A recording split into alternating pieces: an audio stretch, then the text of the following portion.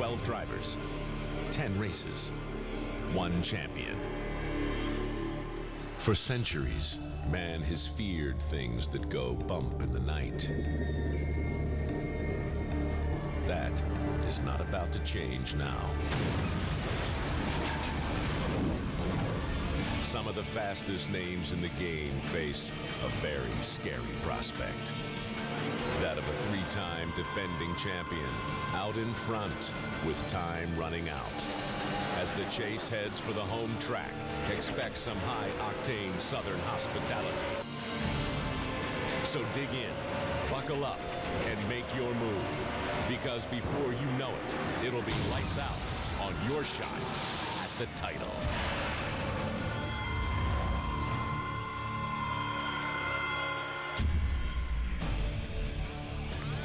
The only night race in the chase for the Sprint Cup brings those would-be champions to the sport's home track, the Lowe's Motor Speedway, where the lights are on and race 5 in the chase is set to unfold. Charlotte, North Carolina, downtown just a handful of miles away, and the area surrounding it. And this track is where nearly all of the drivers and teams are based. Family and friends for the teams, and fans from miles around have made their way into this giant arena where the walls are painted gold to mark the track's 50th anniversary. And driver introductions are already underway. It's always a very energy-filled scene at this place. The chase for the Sprint Cup comes home to Charlotte tonight. 10, 9,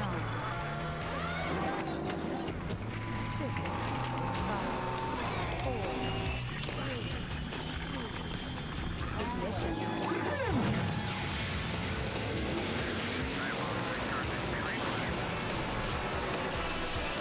ESPN welcomes you to NASCAR Countdown as the chase for the Sprint Cup reaches its halfway point. Countdown presented by Transformers: Revenge of the Fallen.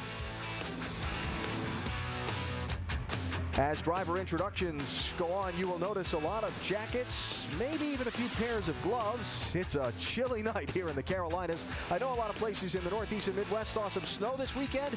Well, no white stuff here, but it will be an unseasonably cool night. Temperatures dropping to the low 40s by race's end. Oh, and by the way, a chance of rain growing throughout the night. That cold does affect the cars. You will hear the drivers reference the chill during interviews, no doubt. Jimmie Johnson certainly does have everyone talking. His win last Sunday in California pushed him to the #1 spot in the chase standings. Jimmie having won 2 of the 4 chase races already. His lead, though, still really slim. Just 12 points to Mark Martin. That's as few as 3 finishing positions. Just over 100 back to 5th place Jeff Gordon. A very tightly bunched pack at the top.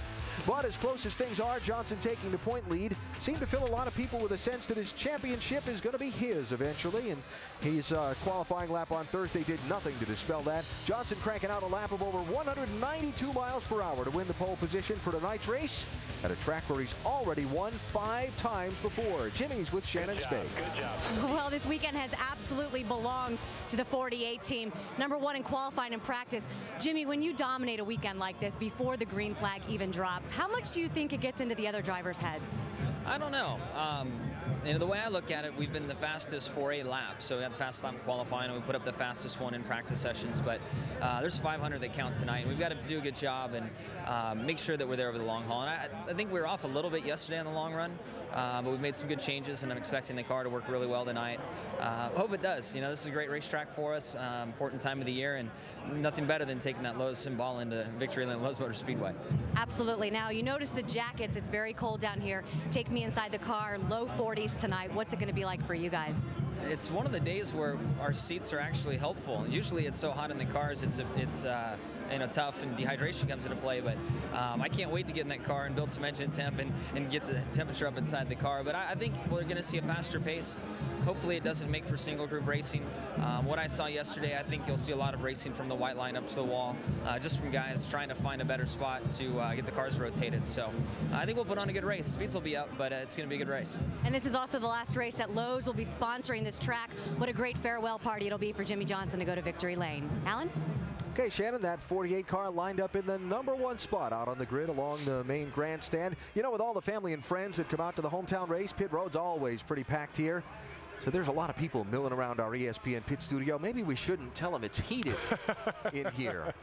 Inside, Alan Bestwick with two-time Charlotte race winner Rusty Wallace and Big Brad Daugherty. Let's get started with what it is we're about to see tonight. One big thing we're going to see tonight is speed, really fast speeds. These guys are running over 192 miles an hour, getting down into turn one. That's right, Big Brad. These cats are flat flying out there. Another thing you're going to see is a cold, slick racetrack. Like Alan said, 49 degrees here tonight. Very, very cold. Hard to get these tires hooked up and bad for grip. But the main thing that I'm going to be looking at tonight is the exit of turn 4 and the entry of turn 1. We saw big crashes last night, guys. I think we're going to see it again. I really do. Yeah, coming from Fontana and Kansas, we've been in these big racetracks where we have big corners, big sweeping corners. Tonight, you get here to Charlotte, and these corners get very, very narrow. You have to walk along that razor's edge to get through these corners. I was talking to Casey Kahne earlier today. He said this race car is so far out there on the edge, it's almost ready to unload. So I think we're going to have to see all the expertise and skill that these guys have to keep those race cars inside of this racetrack, because they are hauling the heat getting around this place. Now, I heard it a lot this week. I know you guys did too. With the points so close, why do so many people feel this championship is already Jimmy Johnson's? I think the main reason, Alan, is that he's won 3 championships in a row, and right now he's run really good. He's leading it right now. But I will tell you one thing. I want to talk about this particular track for Jimmy Johnson. His heyday was really in 2003 through 2006. He won a lot of races. In 07, 08, and 09, he's had big problems. In fact, this year in the Coke 600, he was 13th. So look, that doesn't mean he's going to win this race just because he's on a roll right now. He could have a big problem right here, and it could spell disaster for his championship hopes. Yeah, I think the reason why throughout his last 3 consecutive championships, they have been remarkably consistent from this point on. And I think that's what scares everyone, including his competitors. He's been really good at this racetrack. We move on to Martinsville, where he's won 5 out of the last 6. He goes on to other tracks like Texas, Phoenix. The wild card will be Talladega. But I think it's their remarkable consistency between he and Chad Canals that gives him a super shot at that 4th heavyweight championship. Well, again, Jimmy starting on the pole for this race tonight. Jeff Gordon is one of those guys knowing he's going to have to run better and to regain the momentum from his champion teammate. Just go like hell. Copy, go like hell. Caution. Lots of debris. Man, you're better than him, buddy. You're better than him. You're catching him. This is going to be a shootout. Green flag. Come on, baby. Give me 3 good laps. Jimmy slides right up in front of Jeff Gordon. Good job, dude. Check out, man. He's unbelievable out there and outside of 3 and 4, you know. For the 3rd year in a row in the fall, Jimmy Johnson wins at California. Woo! Nice job, guys. They're in another category, you know, and we gotta find out what we're missing. Hell yeah! You are the man, Johnson. You are the man. It's amazing, since just a little bit of frustration in Jeff Gordon's voice at the end of that race last week after a 2nd place finish. That tells you how high the bar is set for this team. How close are you after back-to-back 2nd place finishes are you to getting into victory lane? Well, I think we're close. I mean, you know, finishing 2nd, obviously you're close, but you know, we want to win, and we know we're capable of winning. And last week, you know, we didn't quite have what it took, but I feel like we really learned a lot through practice yesterday with our DuPont Transformer Chevrolet, and my team's just got me fired up for tonight. This is a great racetrack. We love racing here, and you know, I think we're really going to have something for them tonight. We've heard a lot this week about the fact that there's so much grip on this track. The speeds are so fast. On the edge, we keep hearing on the edge. Take us in the seat, put the wheel in our hand, and tell us how on the edge feels. Well, it's hard to even comprehend how much grip and how fast we're going through the corners here. You know, the thing is that the cars tighten up really fast, so you got to run them pretty loose at the beginning so they don't tighten up as much as the competitors do, and that's tough. You know, it makes it pretty hairy at the beginning, and like you said, on the edge means that at any second if you squeeze the throttle down just a tiny bit, the back end of the car might be coming around, you're backing in the fence. So you know, you got to get to the end.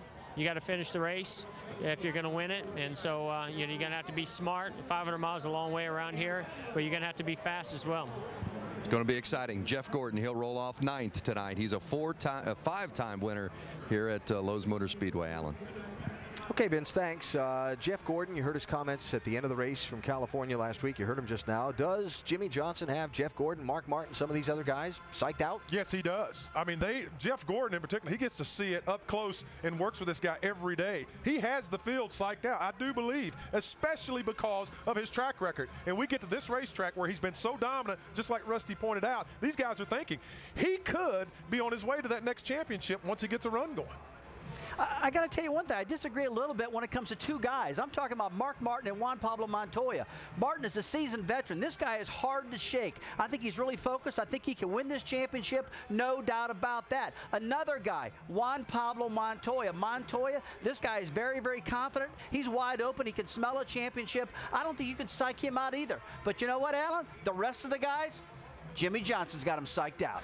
I'm not sure. I don't know if Mark and Jimmy are as much focused right there as they were just shivering. I mean, Mark and Juan Pablo Montoya, a little chilly here tonight at the racetrack in Charlotte. Driver introductions continue. Those already introduced being paraded around, shown to some of the fans out of the main grandstand. We are getting closer to the green flag for race number 5 in the chase for the Sprint Cup. NASCAR Countdown continues from Charlotte in just a minute. NASCAR Countdown on ABC, brought to you by Transformers Revenge of the Fallen. Who will win today's race, Optimus Prime or Megatron? Text Transformers to 43776 to vote.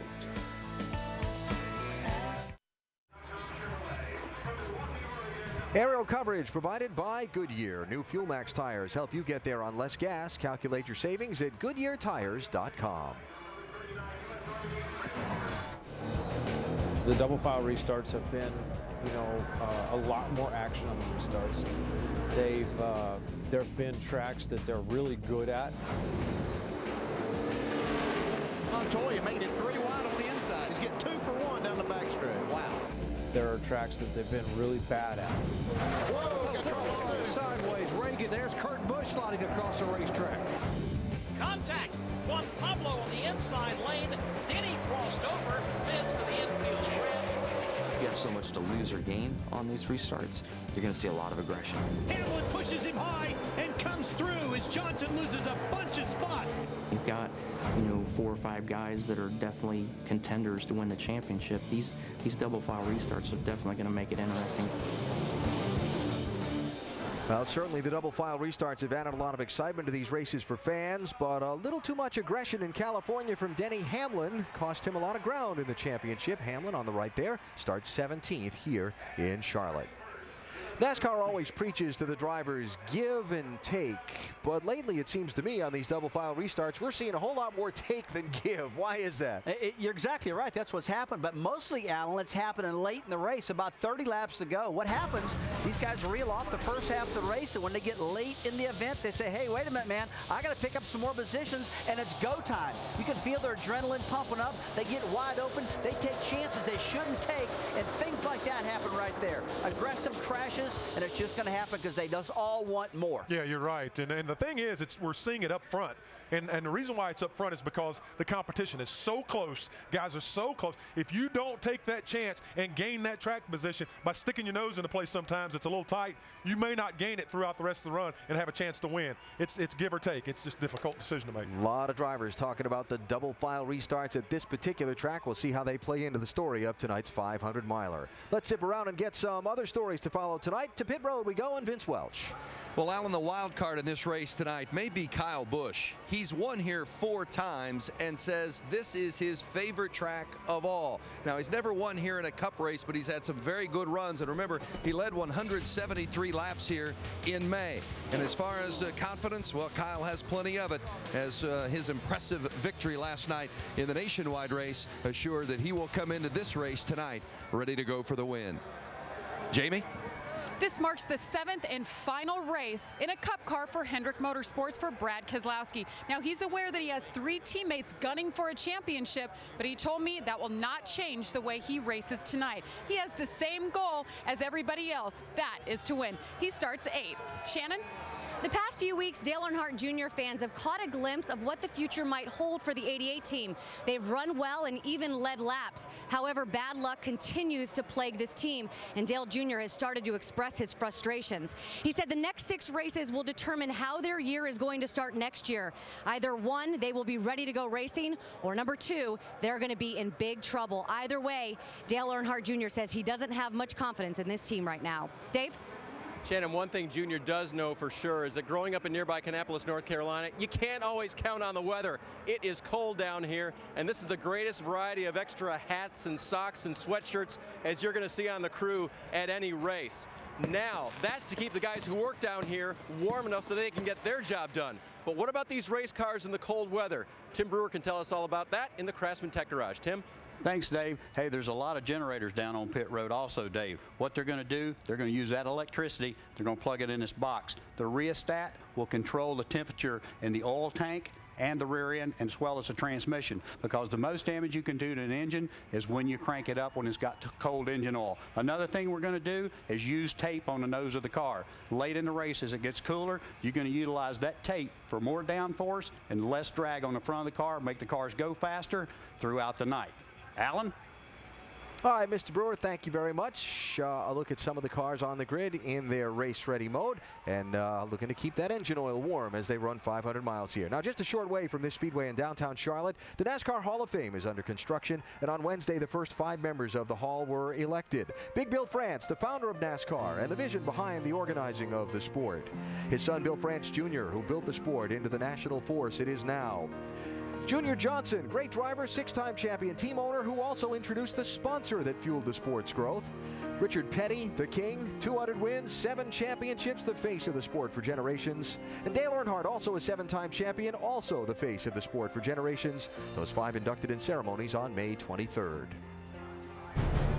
Our J-Ski news and notes now. The estate of the late NASCAR driver Alan Kulwicki donating $1.9 million to UNC Charlotte's motorsports engineering program and another $600,000 to the engineering department at his alma mater, the University of Wisconsin-Milwaukee. Kurt Busch's team continues to search for a new crew chief, and while the plan is still for Pat Tryson to finish the season, Kurt says if they get too far behind to win the championship, that could change. And Forbes has named ISC Chief Executive Officer Lisa France Kennedy the most powerful woman in sports.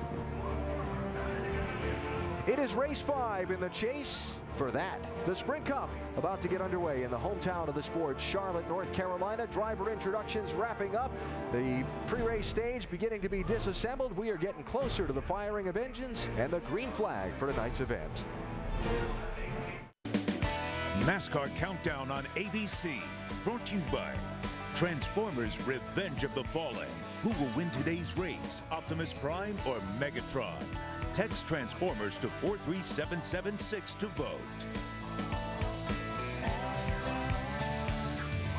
This week on ESPN's Monday Night Football, 2 AFC West Division rivals battle it out. Brandon Marshall and the Denver Broncos take on Phillip Rivers and the San Diego Chargers. It's Broncos-Chargers on Monday Night Football at 8:30 Eastern. Coverage begins with Monday Night Countdown served by Applebee's at 7 Eastern. All right, a quick discussion of what to watch for tonight. Topic number 1 is trouble in turn 4 or turn 2. Doesn't matter. You think the corners are going to be treacherous tonight. No, tricky turn 4. I think that's going to be one of the biggest problem spots tonight in this particular race. Generally, they're coming off the corners. Take a look at Michael Waltrip, gets loose, wrecks, takes the whole field with him. We're going to see that a lot tonight out of many different drivers, probably. I mean, different wrecks that happen off of turn 4. Yeah, and Rusty, as we talked about earlier, one of the big problems is usually easy for me to say, see the car on the inside that gets sucked around and will take out the field. It's really difficult to keep that car down on the bottom of the racetrack through 2 and 4. I think we're going to see a lot of action tonight. But just don't think it's going to be turn 4, guys. It's going to happen in turn 1, too. Turn 4 the most, but turn 1 also. We saw it last night. We'll see it again. Yeah. And a couple of other quick things to watch for. Watch for some pit strategy late in the race and which teams are going to make mistakes. We've seen it in the first 4 chase races. We'll see who falls victim to their own problems as we go through the night tonight. So what kind of mistakes will we see? What kind of crashes we see? Oh, by the way, and who's going to win? Oh, yeah, what about that? NASCAR Countdown returns after this message and a word from our ABC station. There is that, too. Yeah. Somebody's going to win. It's a sporting twist on a huge neighborhood block party. Family, friends, and neighbors from the Charlotte, North Carolina area who all happen to work in NASCAR racing gathered together at Lowe's Motor Speedway for a night. A bunch of their friends and fans looking on as well. Time to relax and socialize is over, though. Some serious competition ahead to see who can finish 500 miles faster than the other and take the victory photos with more than just the crew, but the family and friends as well. Let's go trackside for the opening ceremony. Ladies and gentlemen, please rise and remove your hats as the Air Force ROTC Detachment 592 from the University of North Carolina at Charlotte presents our nation's colors. Remain standing as NASCAR Championship team owner of Joe Gibbs Racing and former head coach of the Washington Redskins, Joe Gibbs, offers tonight's invocation. Father, we praise you for being an all-powerful God. You can do anything and have. You created us. You made life. Father, thank you for the fact that we're not an accident. You loved us, you made us, and you want to have a personal relationship with us. Father, we praise you for being an all-knowing God. You know everything that's happened, everything that's going to happen, and everything about us. And then, Father, we praise you for being an all-loving God who sent his only Son to this earth and allowed him to be sacrificed on a cross so that we would have a personal relationship back to you. We thank you for that. Father, we thank you for letting us be born in a country where we have freedom of choice and we can enjoy an event like this tonight. Take care of us, Father. We pray that everything here tonight would honor you, and we pray for a fast, safe night. Amen. Here to perform our national anthem, please welcome the North Carolina A&T Marching Band.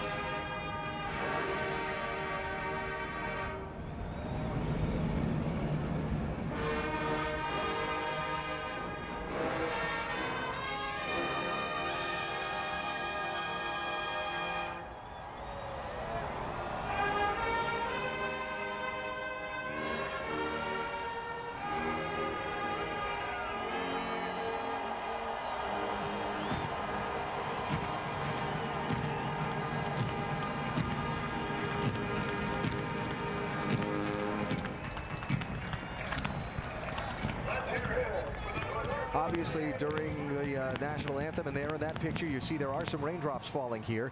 The radar shows this to be just a tiny speck over the top of the speedway. It is clear behind it, but there is a chance of showers growing to 40% as the night goes on later on in the scheduled race time. For now, NASCAR says we are planning an on-time start. Race number 5 in the chase tonight in Charlotte. The engines fire next.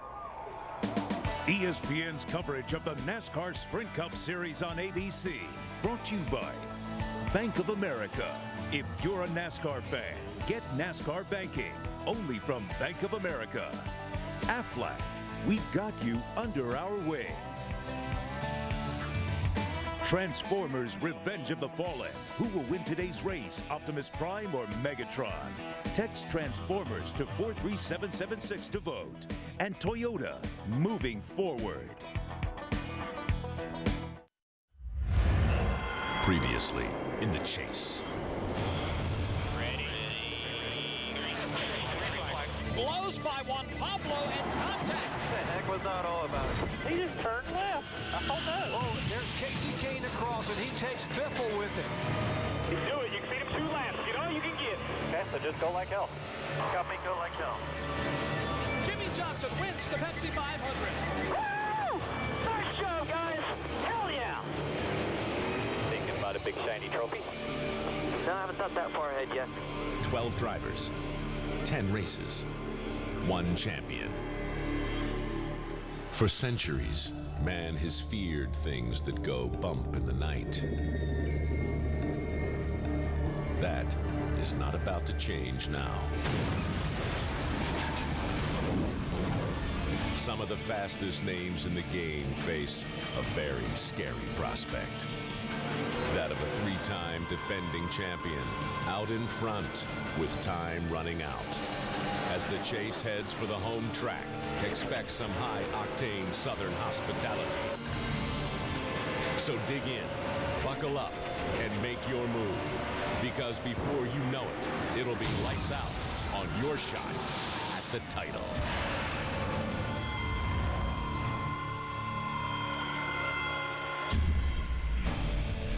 With his win last week, moving him to the top of the standings, Jimmy Johnson has made himself the odds-are champion to many fans for this year, even some of his competitors. But if Jimmy's the would-be hero, who's ready to play the villain? Who's ready to step up and deny Johnson that place in history by winning tonight and taking that momentum for his own? There are a lot of good candidates. There's Juan Pablo Montoya. But in racing, we know words mean little. It's all about making it happen on the track. Who's going to get it done? Could Tony Stewart be the guy? Tony starting tonight in 5th position and certainly a threat to win this championship in the remaining 6 events. So race number 5 in the 10-race chase for the Sprint Cup about to get underway here at the home track of many of the drivers and teams. Let's go trackside and get the command. Race fans, it's time for the most famous words in motorsports. Here to give the command, please welcome your co-grand marshals, Brian France, Teresa Earnhardt, Richard Petty, and Junior Johnson. Drivers, start your engine. Bring him up, rack it up. Looks like the majority of it's going to go south, Marcus. Kind of hard to tell what it's doing now, but it looks like it's going to go south.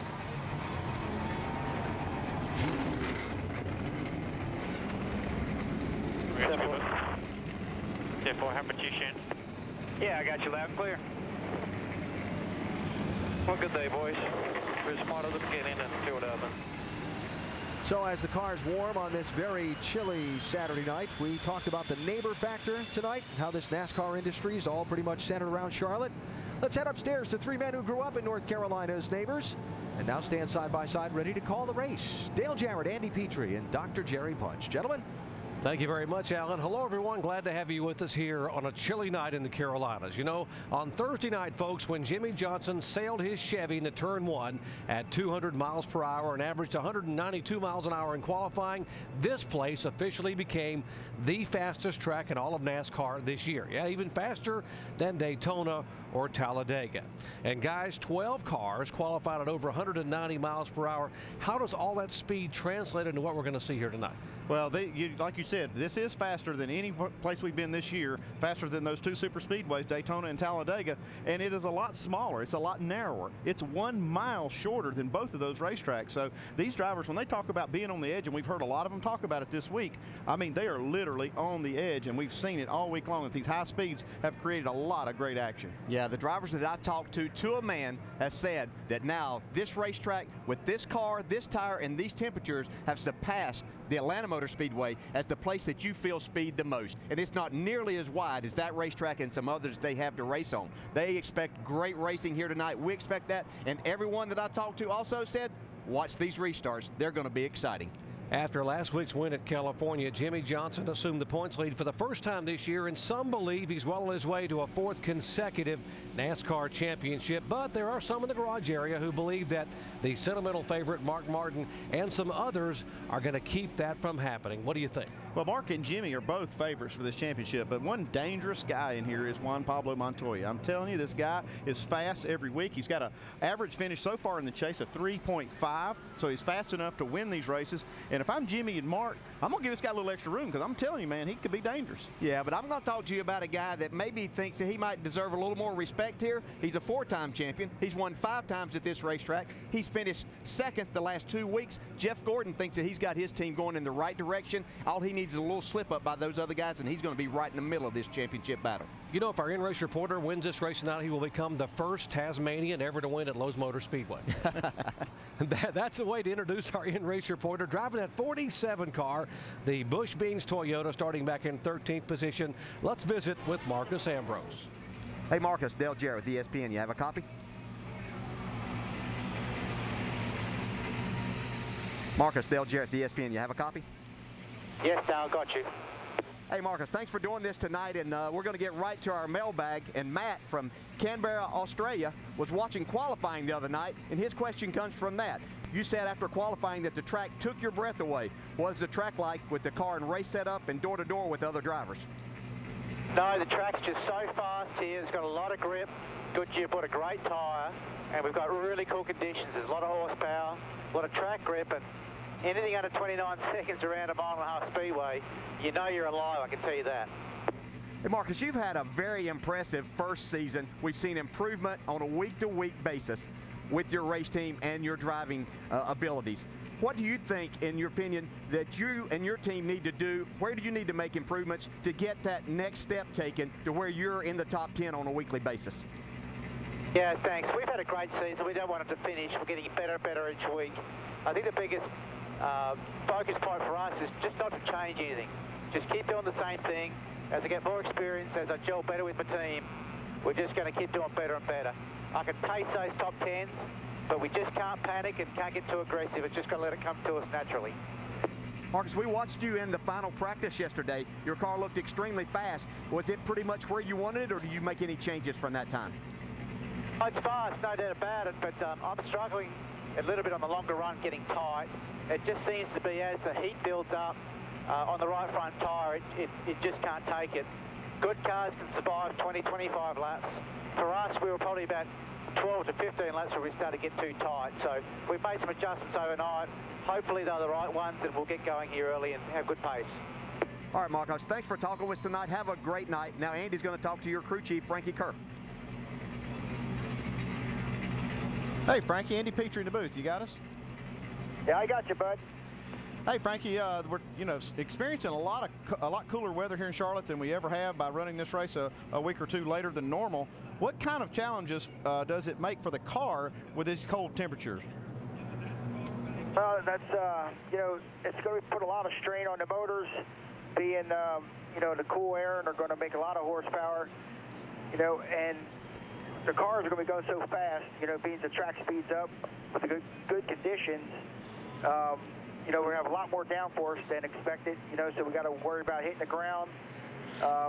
We're very little opening on our tape just to try to get the motor to run warm enough, and it's a different puzzle, with this cool temperatures. Well, okay, good luck tonight, Frankie. We really appreciate you talking to us, and have a good race. Thank you. Let's hope we're staying in victory lane at the end of this. Well, aside from Marcus Ambrose's team, we'll have onboard cameras in 7 of the cars, including 5 Chase Contenders cars. Casey Kahne will ride along with him. He's a 3-time Charlotte winner. And, of course, Jimmie Johnson, our points leader and pole sitter. And how about some Transformers cars that hope to be able to transform their Chevys into winners tonight? 5-time winner here, Jeff Gordon, in the Megatron colors. He's the leader of the Decepticons. And Ryan Newman, painted as Optimus Prime. He's the leader of the peace-loving Autobots.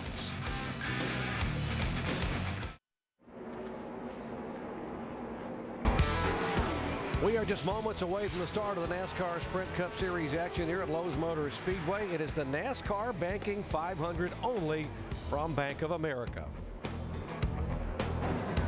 This broadcast is available in Spanish by activating your SAP button, presented by ESPN Deportes.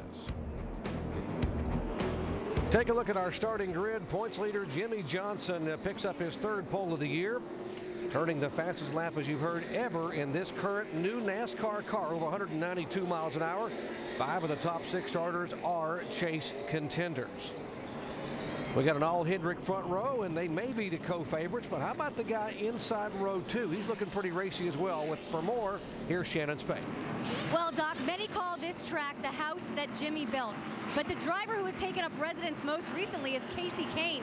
In the past 7 races, he has 3 wins, and many look to him as the favorite this evening.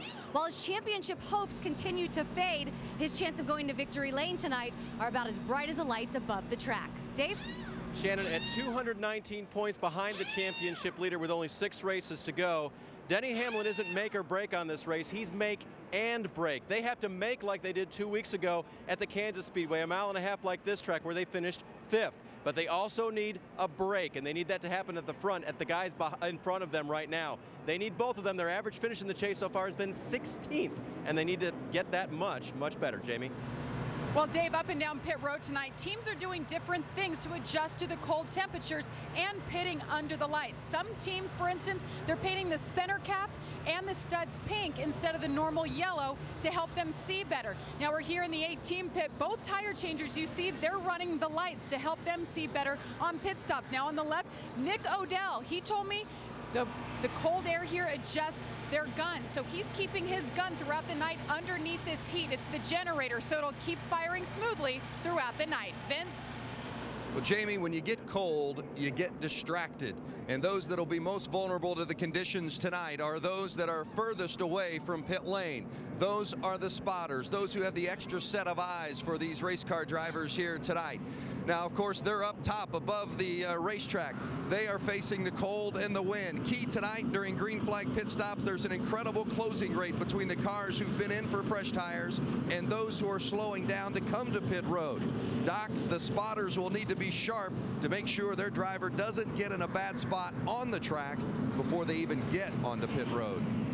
Thank you, Vince. Someone else will have to be awfully sharp as well, carrying our crew camera over the wall, the rear tire carrier for Paul Menard, Ryan McCray out of Highland, California.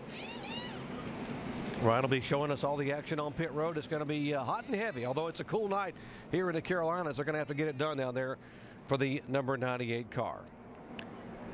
It is a 500-mile race here. That translates to 334 laps on a 1.5 mile racetrack. Pit road speed 45 miles an hour. And everybody trying to stay within this window or a little beyond it here on fuel mileage. Yeah, that's a normal pit window of 55 to 60 laps. If they have to, they'll stretch that. We've seen it before.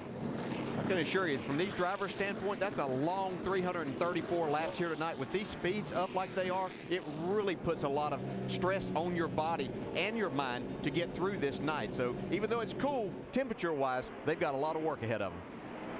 Talk in the garage areas, this one should be fun not only for the drivers but fans and everybody tonight. The last time we were on a 1.5 mile racetrack, you know, it was amazing at Kansas. We set a record for lead changes and different leaders, and they're saying that we could see something like that here tonight. Oh, absolutely. The thing is about this track, it's just so fast. And these cold temperatures, you're going to see some sparks flying when we get to green. It's going to be a lot of fun. Hopefully for these chasers, they're going to hope they stay out of trouble. All right, boys, it's all about the effort that you put into it and the attitude that you got while you're doing it. We've got a great opportunity tonight to do something really special, boys. So let's just make sure we do our jobs, be smart, get each other's back, work with one another completely. All right, boys and girls, welcome to chilly Charlotte. It's going to be a fast and fun night tonight. Do everything you do, stay warm, stay loose, have some fun. Got a lot of people back here in the pits and stuff, so keep an eye on all your lug nuts and all your equipment. Have some fun, boys. Tony Stewart starting 5th tonight, and the last time he started 5th on a 1.5 mile racetrack 2 weeks ago at Kansas, and he won the race. Jimmie Johnson on the inside front row. 5 times he has won this race, trying to make it 6 here tonight. Guys, some surprises in qualifying, some very pleasant surprises. How about that 71 car? Great effort in qualifying by Mike Bliss, the Kevin Buckler on Chevy. Yeah, he did a great job. Finished second here last night in the nationwide race, so he has to be pretty excited about getting this thing started. See Brad Keselowski right there in that 25 car. He's going to be strong tonight too in that other Hendrick car. Last time that Keselowski will be driving a Hendrick Cup car. He moves full-time next year to Roger Penske. He will actually run the 09 of James Finch at Talladega, defending the race he won there back in the spring.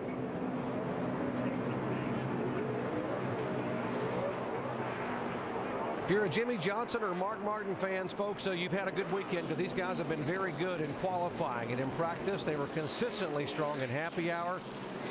And they're going to try to see who's going to be odds-on man here to lead this was the points lead. A 30-point swing last week at California. Mark Martin went in with an 18-point lead and left with a 12-point deficit to Jimmy Johnson. Yeah, they've led everything. They led practice. They've led qualifying, all that. You know how many points they've gotten for all that? None. The points start paying right now. Last time a pole sitter won this race 27 years ago. That's how long it's been. It was Harry Gant back in '82. Can Jimmy Johnson change that tonight? Green flag here at Lowe's Motor Speedway.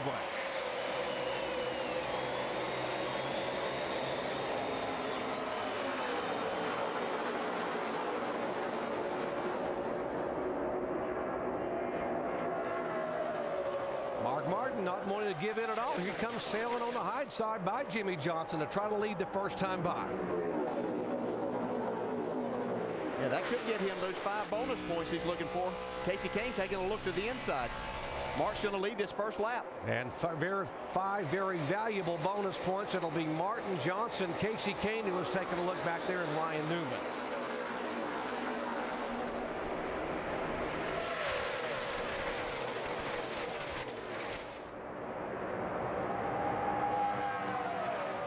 Top 4 single file. Little battle back there for 5th position.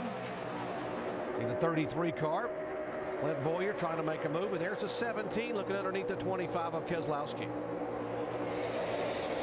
Anytime Matt Kenseth qualifies up front, you have to think that he's going to be in contention most of the night also, just like Tony Stewart up there.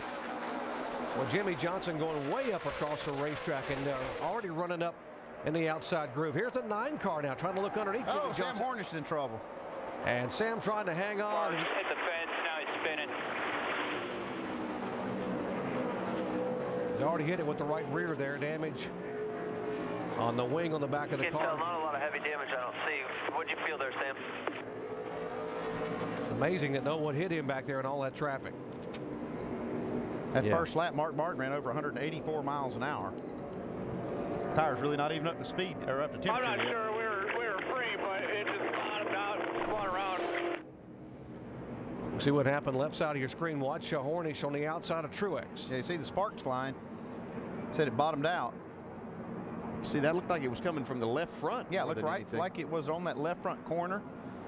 These high speeds really make the car travel more, and that's sometimes hard to predict. You want to try to travel the front as far as possible, but you see Junior now just sneaking by here. And Kevin Harvick also just barely getting by. Jeff Burton gets by there. Now right along with David Reagan to see what he saw. Spinning in front of you, keep digging, keep digging. Caution's out, caution is out behind you. And from Dale Earnhardt Jr.'s onboard camera. Go low, he's up high, he's up high, go high, go high, go high, go high. So stay high there, stay high. Just that quickly here, lap number 3 at Lowe's Motor Speedway. Back after this message and a word from our ABC stations.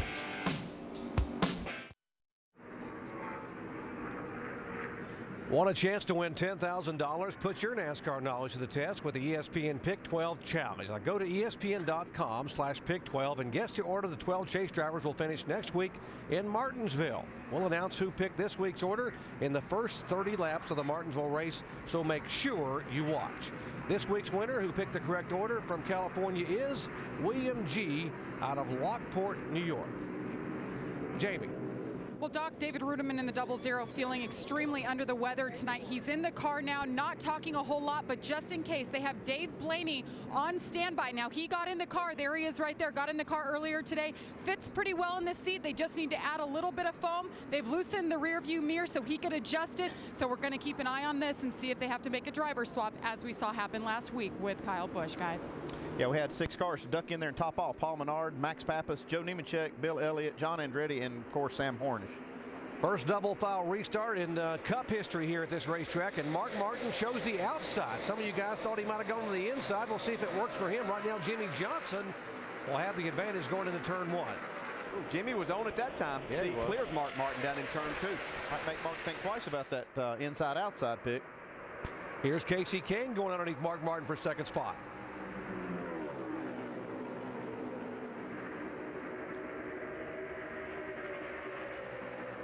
Kasey down low. Jimmie Johnson will now lead for the first time tonight. They are side by side for second, third, fourth, and fifth.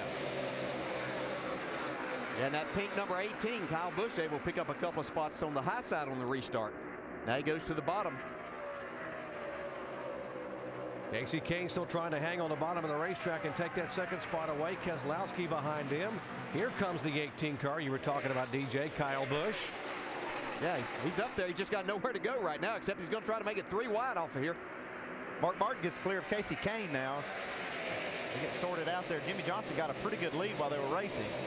Yeah, he was liking what he was seeing in his mirror. He was able just to jump out there, and he's got all the clean air, running laps like he qualified. Matter of fact, he's running laps faster than what we used to qualify here. 29-11 last lap.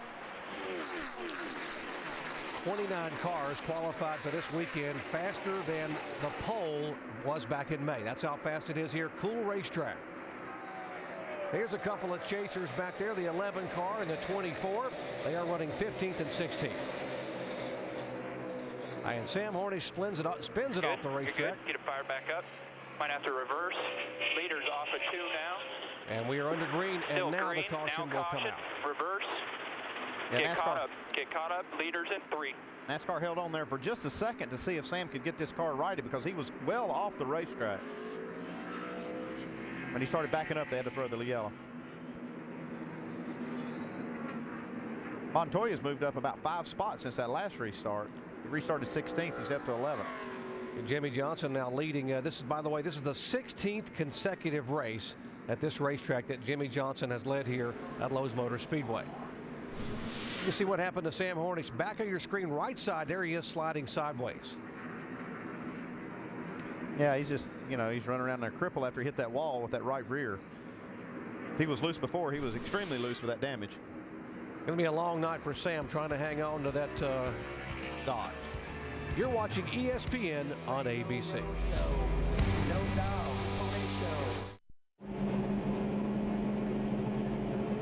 Carl Edwards, Greg Biffle, and Matt Kenseth are driving Fords, and you could be too. Go to I'mDriving1.com to hear what the stars of Ford Racing have to say and register to win your own 2010 Ford Taurus.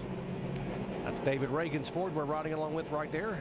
His UPS onboard camera giving you good shots of an accident that he was able to miss there coming off turn 2 a few laps ago. Sam Hornish scoring a lap down here. We have 12 laps in the Banking 500 at Charlotte, only from Bank of America. It is race number 5 in the chase for the NASCAR Sprint Cup. Sam's had a tough start tonight. Back on lap 3, he had trouble coming off turn 2. See the car just not enough rear grip. That's where he got some damage on the right rear. And here's the second spin after he had that damage. He's just trucking along here through 3 and 4 and just lost it. Let's go down to Tim Brewer and he can explain why that right rear quarter is so important. Tim? Hey Andy, right here at this intersection where the deck lid meets the quarter panel, the maximum height can be 36 inches. They utilize every bit of that because they're trying to keep the spoiler as high as possible. But when you damage the car and you put the quarter panels, knock them back down, anytime you take this rear wing out of the air, you give up hundreds of pounds of downforce, and that's very important with the speeds the cars are running tonight. Thank you, Tim. That's why we have that Craftsman Tech Garage to be able to show you exactly how important these parts and pieces are, and they're trying to repair those damaged fender there, quarter panel on the 77 car. Getting set for the green flag. The Juan Pablo Montoya, by the way, has moved from 18th to 10th in just 12 laps. And Jeff Gordon has gone from 9th back to 15th spot. The 29 car, by the way, among others that came on pit road, had a speeding penalty exiting pit road. He will start at the back of the pack. 10 cars came on to top off and get some fuel and tires, including the 88 car of Dale Earnhardt Jr. Here's Jimmy Johnson now taking the green, and he pulls by a car length and a half. Mark Martin headed to turn 1.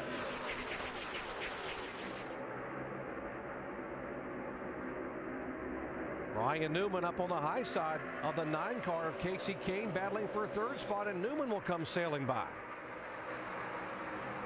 I think we can see this high side work really well on these restarts when they've got some good grip with the tires. Yeah, it looks like the inside is good if you're leading the race. Like Jimmy Johnson was able to just jump out there and get the lead. But if you're not leading, I think that outside lane is the place to be as they run through the 1st and 2nd turns and then down the backstretch.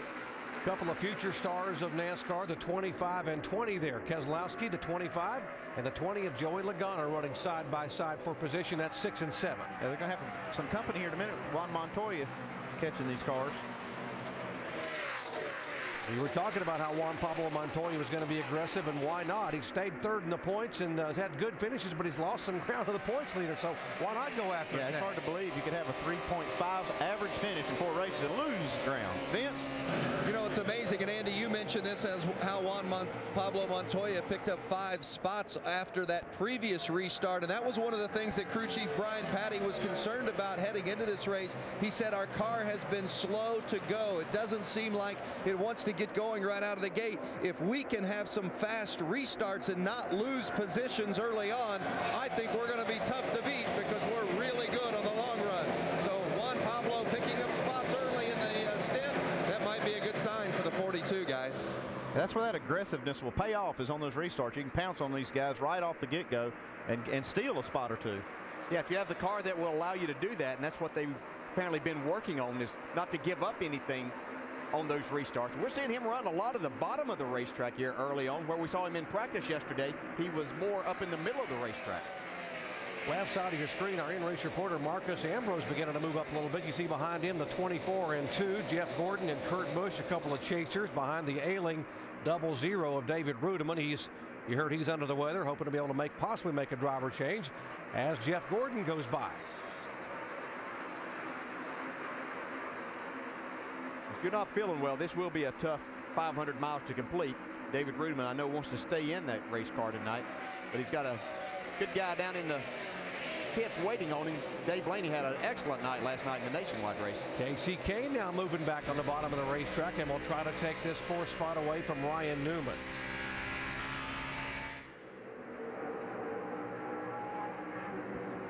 Casey coming off a frustrating week in California, 34th place finish after being involved in an accident there with just a few laps to go. Thought he would have maybe a 6th, 7th, or 8th, and maybe have his 3rd top 10 in a row. Boy, he likes this racetrack, though. He's had so much success here. Shannon? Something else Casey Kahne likes this weekend is his engine. He is back to running the R6 engine this weekend. You guys will remember he went back to the R5 because they had some crankshaft issues. Well, Elliott Sadler ran the R6 the past 2 weeks, and the team has felt very comfortable with putting that in the 9 car. Right now, Casey Kahne is good on that track, and he said, guys, this is one of the best engines I've had all year. Shannon, he's showing he's got some horsepower right now, trying to pull down on the inside of Newman's Chevy, but Newman powers back up, and look behind him at the 20 car reeling him in. There's Logano. Yeah, impressive run for Joey Logano here early on. Car looks glued to the racetrack right on the bottom. See behind these guys, Matt Kenseth on the move. There comes Montoya. We talked about he started back in 18th position. He's now in 7th spot. 42 car coming in there. He now moved up the racetrack a little bit. Yeah, I think after you run some laps, then you might might utilize that a little bit more. You can make some passes on the initial go, but then you have to get back to the bottom, but then you can make that top side work a little bit more. 00 David Rudiman and Kurt Busch battling for 16th position. Busch had it. Has gone by. Now you see Marcus Ambrose, who right along with Marcus trying to go underneath the 00 and take that spot away. That is 17.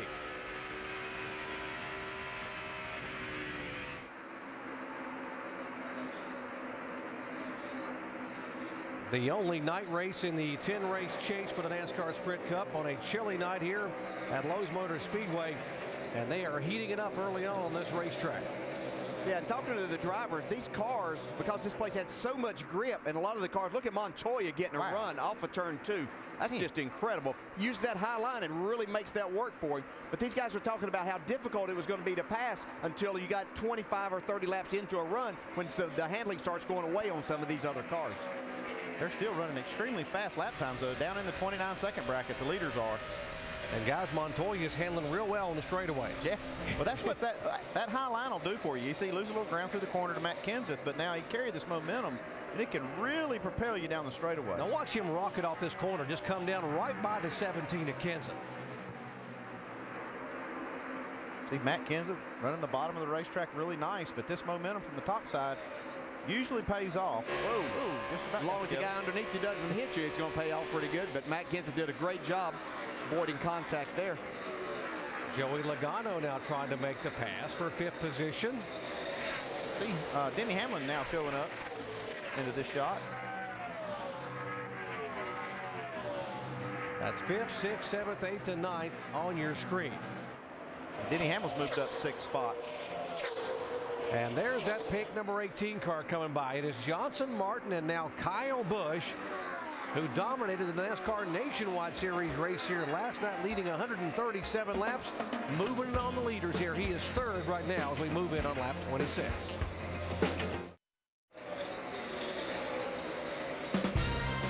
This weekend, our ESPN Monday Night Football crew heads to San Diego. A couple of AFC West Division rivals battle in the trenches as Brandon Marshall and the Denver Broncos take on Phillip Rivers and the San Diego Chargers. Broncos-Chargers on ESPN's Monday Night Football, 8:30 Eastern Time. Mike Tirico and the crew will be there. Coverage begins with Monday Night Countdown served by Applebee's at 7 o'clock Eastern. You can play football when it's raining or having showers, but it's hard to race, and you're seeing a little precipitation falling there. Some of the crews now are watching. There's what we're told is a brief shower just in the area. It's pretty much clear around us, but they're watching some of that green come by and see if it can skirt the racetrack. Got lucky here last night, guys. Yeah, we got real lucky. Had a rain shower moving towards us pretty fast. It started slowing down right as it got to the Speedway. Jimmy Johnson, our leader. He has now led the last 25 laps. Mark Martin led the first 6, and now we're easing in on another battle for 3rd place as Casey Kahne now beginning to reel in Kyle Busch. 11 and 39 going at it for 6th position, Newman and Hamlin. Yeah, Denny Hamlin's making a march towards the front here. He was really fast in final practice yesterday, starting to show that muscle that he was showing there. He has a really good race car. Can't quite make the pass yet. We talked about Hamlin's disappointment last week at California when he just got nipped on a restart. He was trying to pull down and take the inside groove and bounced it off the wall and got that 37th place finish, the DNF, which really hurt him in the point standings, dropping him from 6th to 9th.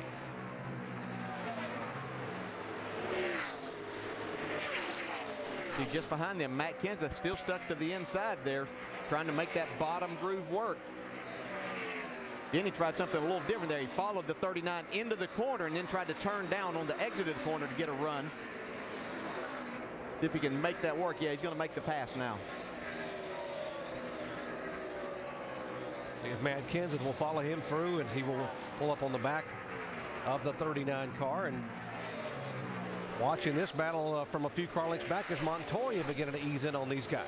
And Montoya's been running a really unorthodox line. I've watched him get into turn 1 quite a few times now, and he's holding the car way out against the wall as he goes into the turn 1. I mean, for a long time here, stays way, way high, and then he starts turning it back down to the bottom, right here in the middle. You talk about arcing one in, that's arcing one in the corner. Yeah, he's just trying to get a straighter shot off. Apparently his car may be a little bit on the tight side. We have caution. Caution for a few raindrops. Caution is out. We need a So caution number 3 on the night. This one for some rain showers, some raindrops falling here on the racetrack. You can see them there in our lights. There will not be a free pass. Oh man, look at that. Not much, but it got just enough to get a little dampness on the Speedway. Well, we've run enough laps that some of these guys will know what kind of adjustments they might want to make to their car to get up and challenge Jimmy Johnson and Mark Martin, Kyle Busch, Casey Kahne, Joey Logano in the top 5. Some of these guys have begun to move up a little bit ago, and in fact, Carl Lebers has gotten all the way up into the top 20s and now has dropped back. I think his car just suddenly started to go away. He's now back in 38th position. So they're going to want to get that car on pit road and check it out. Denny Hamlin's made a really nice charge, though. He's gained 11 spots since the start. He gained 9 spots from that last restart. Should expect the leaders on pit road this time by, as everyone will come in and take advantage of this caution flag for the raindrops. It was rain to determine the winner here back in May when David Ruderman stayed out and everybody else pitted. But we are way too early, and they're all going to come down. Whoa, Kyle Busch almost gets into the back of Mark Martin. Let's go down to Shannon. Kasey Kahne, a 3-time winner at this racetrack. Right now, they're just going to make a slight air pressure adjustment to the right front. They're just trying to keep up with the racetrack, guys. It's also going to be 4 tires for Kasey Kahne. Vince? Mark Martin in the center of your screen says he started out a little bit too free. It was starting to snug up a little bit, but they're going to put a half around a wedge in the left rear. 4 tires and fuel for Martin. Dave? Leader Jimmy Johnson hits his marks perfectly. Tape on the front of the grill should loosen this car up just a little bit. That increases the downforce. He'll also take 4 fresh tires. They will fill up full of Sunoco fuel. He's beaten off a pit road by 1 car, guys. Here's our Transformers race off of pit road. You see Kenza taking those 2 tires, gaining 7 spots. Johnson back in position. He only took 4 tires. Yeah, see Kevin Harvick there gained 19 spots by taking 2 tires. He made a pit stop after we had run a few laps there, so he had a little fresher lefts. Now watch Kenseth go by, and it's pretty tight from behind him here. Watch him come down. Yeah, that first pit stop really pays off down there under caution. Jimmy Johnson, Kyle Busch, Martin Newman. The 20 car had a bit of an issue in the pits. Joey Logano, DJ. Yeah, he missed his pit. He was following Kasey Kahne in, and then Kasey Kahne's pitted right in front of him. You thought it'd have been perfect for him, but he actually got in over the line, had to back him up and get back in. He lost a lot of spots right there. He came in running 5th, but he's going to be way back in the pack right now. Yeah, he'll come out back out on the racetrack running in 38th position. We saw Casey Mears up there in the top 10 now. He took 2 tires. He had made a big move on the racetrack. He had picked up 14 spots since the green flag. So coupled with that, good 2-tire stop, he's got himself up in the top 10. Show you what happened. It was raining on pit road, had some raindrops, and he was trying to, some of these guys were trying to tiptoe in, and watch a 20 car coming in. It looked like he just kind of missed his pit stall, really. Yeah, he just misjudged where he was going. I'm not sure if he thought he was in front of the 9. He knew he was around the 9, but he's supposed to be in behind him. Cost him a lot of time.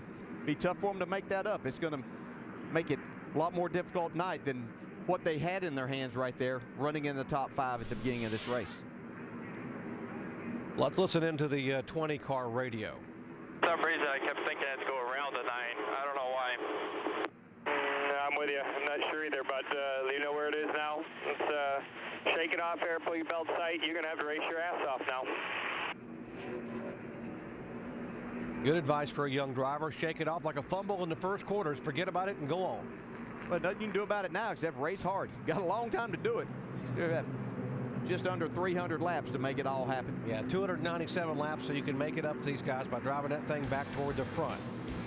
Under caution here for the 3rd time a day on lap 37. Back after this message and a word from our ABC stations.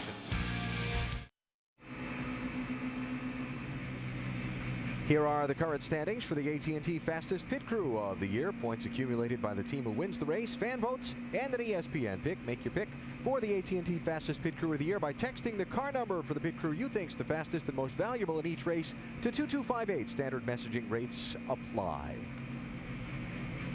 Under caution for rain.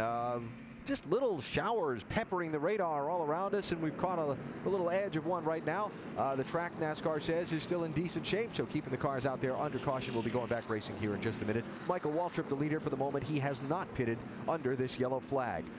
He's pitting right now, as a matter of fact, peeling off. First guy off of pit road for the guys that stopped. Matt Kenseth in the 17. Rusty, they only changed the 2 right side tires. Yeah, Alan, 2 tires. I think that's a pretty good move right now this early in the race. You look at Matt Kenseth with 2 tires. I've got Ryan Newman with 2. to Kevin Harvick. 3 really good cars right here. Take a look at the graphic. Casey Mears, Elliott Sadler, the rest of them. 2 tires. I think it's a great time to try this and see if it's going to work. Remember, folks, this is a very hard tire. A lot of teams think that right side tires will work, but they don't know. They will know after this run right here. We talked about this in the pre-race show, the importance of track position. And what happens if these 2 tires do work, it puts these guys on a good sequence. So when they get to the end of the race, they can stay up front and have an opportunity to come down pit road for that last pit stop, make the proper adjustment, and stay up front, not get shuffled back. So we'll see how it works out for Matt Kenseth. Right now, Terry Labonte, the leader. He did not pit under this caution. Max Pappas as well. Kenseth showing first in line of the guys who stopped. He's third. And Jimmy Johnson runs fourth on the racetrack. Jamie, Carl Edwards, he's kind of deep in the muck here, huh? He is 39th, and just real quick on Matt Kenseth, his car is so good, he didn't want any adjustments. That's why they took the 2 tires. Now his teammate Carl Edwards, yesterday in happy hour, they said the car was handling well. They just struggled with speed, a little bit frustrating for him. Car in the race now, super loose. So Carl just came in and said, do whatever you want. They went down 3 rounds on the track bar, made 3 rounds of wedge and 4 tires in that car to try to get it up, because you guys, he's just going backwards. Pretty drastic swing at it early by Bob Osborne. Carl Edwards, crew chief, back in 39th spot as we're under caution, just 40 laps in. A little rain shower on the Speedway.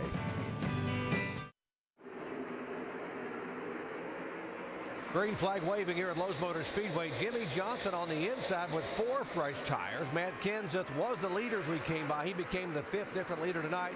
And we'll see if he can sail up high. Here he comes. I wondered why he would give Johnson the inside with the fresher tires, with 4 tires, but now Jimmy trying to hammer the throttle and go into turn 3 and retake the lead, but Matt saying, nope, I want to try to hang on at least 1 more lap, if not more than that.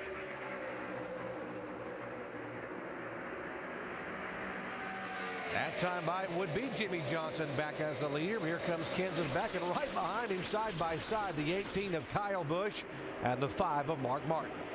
Yeah, I know this 48 handles awfully good, but man, when he gets in the throttle, that baby goes. I'm telling you, look at this right down this back straightaway. He's pulling that 17 car a full car length. That's just power.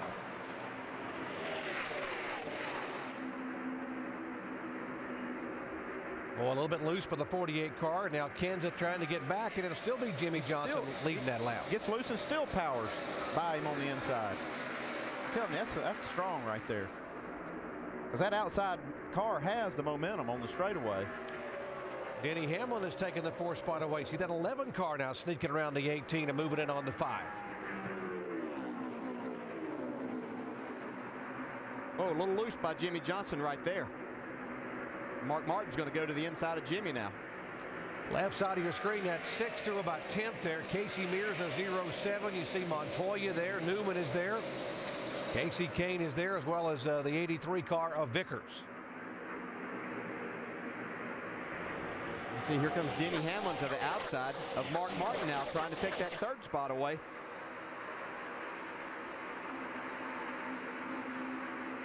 Jeff Gordon, right side of your screen on the inside of the 6th car. Tony Stewart behind him.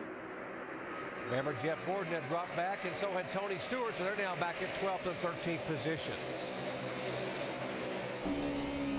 Amazing what a little adjusting on these cars will do here, Andy. Yeah, and I know Matt Kenseth just took those 2 tires, and he is gone right now. I'm pretty impressed with that. You know, we saw at Kansas that the 16 car, Greg Biffle, his car worked best on 2 tires. Seemed like the older left side tires just worked better for him. It looks like it's doing that for Matt tonight. Oh, my goodness. Wow. Casey Kahne and Brian Vickers almost getting together. David Reagan had the best view right behind him as they were battling for position. That's 9th spot. How about David Reagan behind these guys, trying to back up that 7th place finish last week in California? Yeah, it's good to see. This UPS team has struggled a lot of the year, but really had a good run last week. It looks like he has a good car for tonight. Get up in the mix, see what he can get out of this. Maybe get a top 5 this weekend. Right in behind them, Tony Stewart in that 14 car trying to mix it up. Vince. Well, in Tony Stewart slipped back about 7 or 8 spots in that first stint after starting 5th. He was back running around 12th or 13th where he is now. Said the car just a little bit too tight at the beginning of the run. Felt like it was just starting to come to him when that last yellow came out. They've had a little problem last week in California with it taking about 8 to 10 laps for the car to get going. They thought it was a little better here today, but it hasn't really shown that here in the early going. He will just lose the 16th position, Vince, to Kevin Harvick, and in his position in getting ready to lose another one in the 2 car. Jimmie Johnson going up to the high side now. His car was wiggling and wobbling a little bit down on the bottom of the racetrack. And Matt got a pretty good lead right there when you had Jimmy kind of pinned to the bottom and maybe got him a little bit loose for a lap or two, but now Jimmy's starting to get it sorted back out. See, Tony's struggling here. He's got him up on the high side now, and he just can't seem to find where his car wants to run and run fast right now. And we talk about these conditions being cool and a lot of grip out there, but you put those tires, these radial tires, in a situation with low air pressure and all of that, it makes these cars a handful to drive at the beginning. And I think that's what we saw with Jimmie Johnson as he fell back, and now he's starting to charge back to Matt Kenseth's bumper. Johnson moving in on Kenseth, right side of your screens. You watch Tony Stewart now try not to lose the 17th spot. He's lost 3 positions in the last 3 laps. And you see Greg Biffle now trying to move in. Marcus Ambrose is there. Mike Bliss in the 71 and Truex in the 1 car.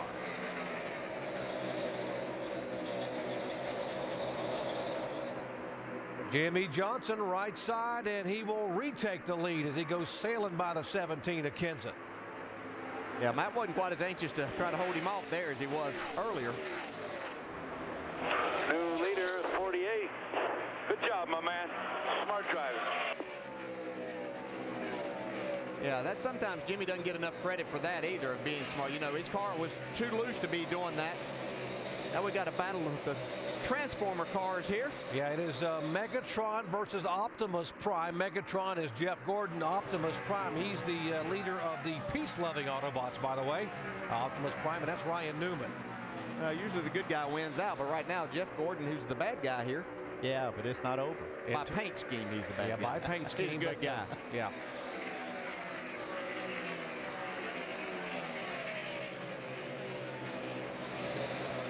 By the way, they are back in 9th and 10th positions. We move back and watch Kevin Harvick now trying to move up. See the 2 car behind him, Kurt Busch.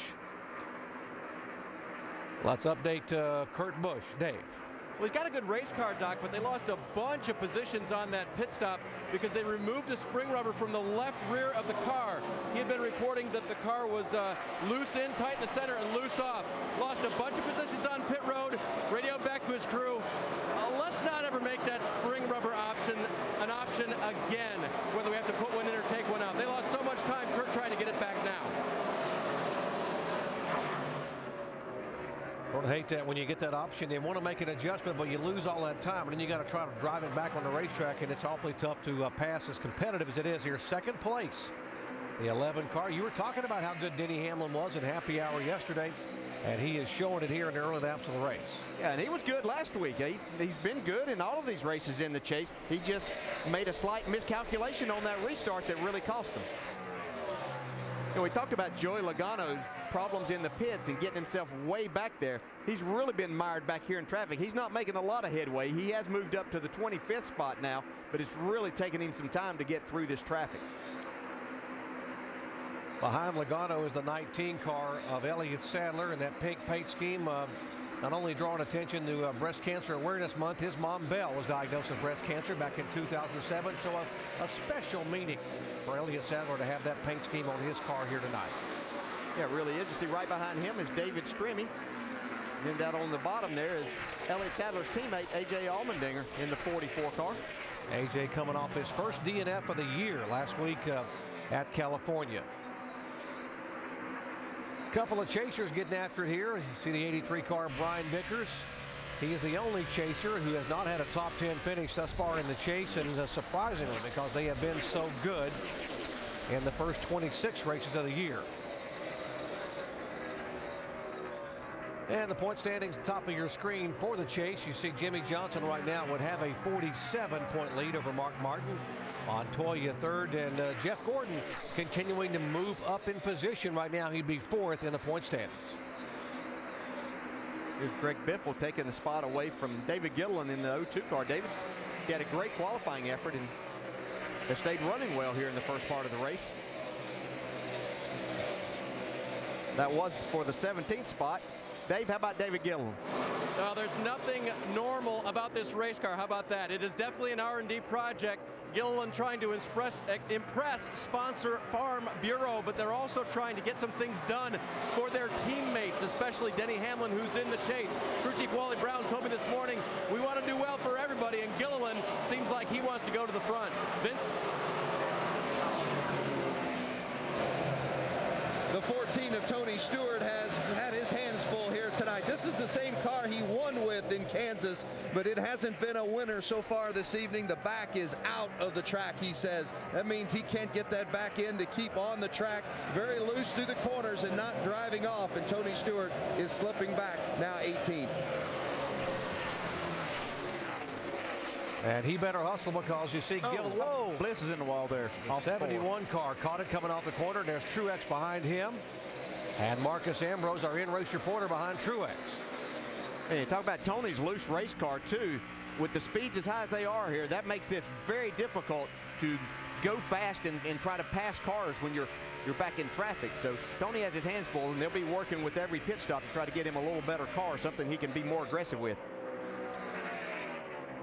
The 9 car of Casey Kahne had gone by Juan Pablo Montoya for 7th spot, and now Juan Pablo moving up the racetrack a little bit, starting to reel that 9 back in. Well, he's been moving around a lot during this race, trying to find where his car works the best. And I mean, he's not afraid to go anywhere on the racetrack. Yeah, this is a little more of what we saw with him yesterday in practice as he went in a little bit higher and then would cut the car back across the track, trying to really make the straightaway as long as possible here. You can see these speeds. I mean, they're 89 miles an hour start-finish line, approaching 200 getting into turn 1.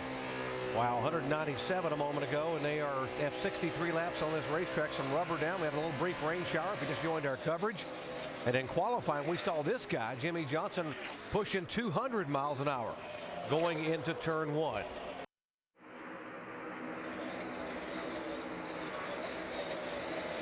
Aerial coverage from high above Lowe's Motor Speedway provided by our good friends at Goodyear. New Fuel Max tires help you get there on less gas. Calculate your savings at GoodyearTires.com.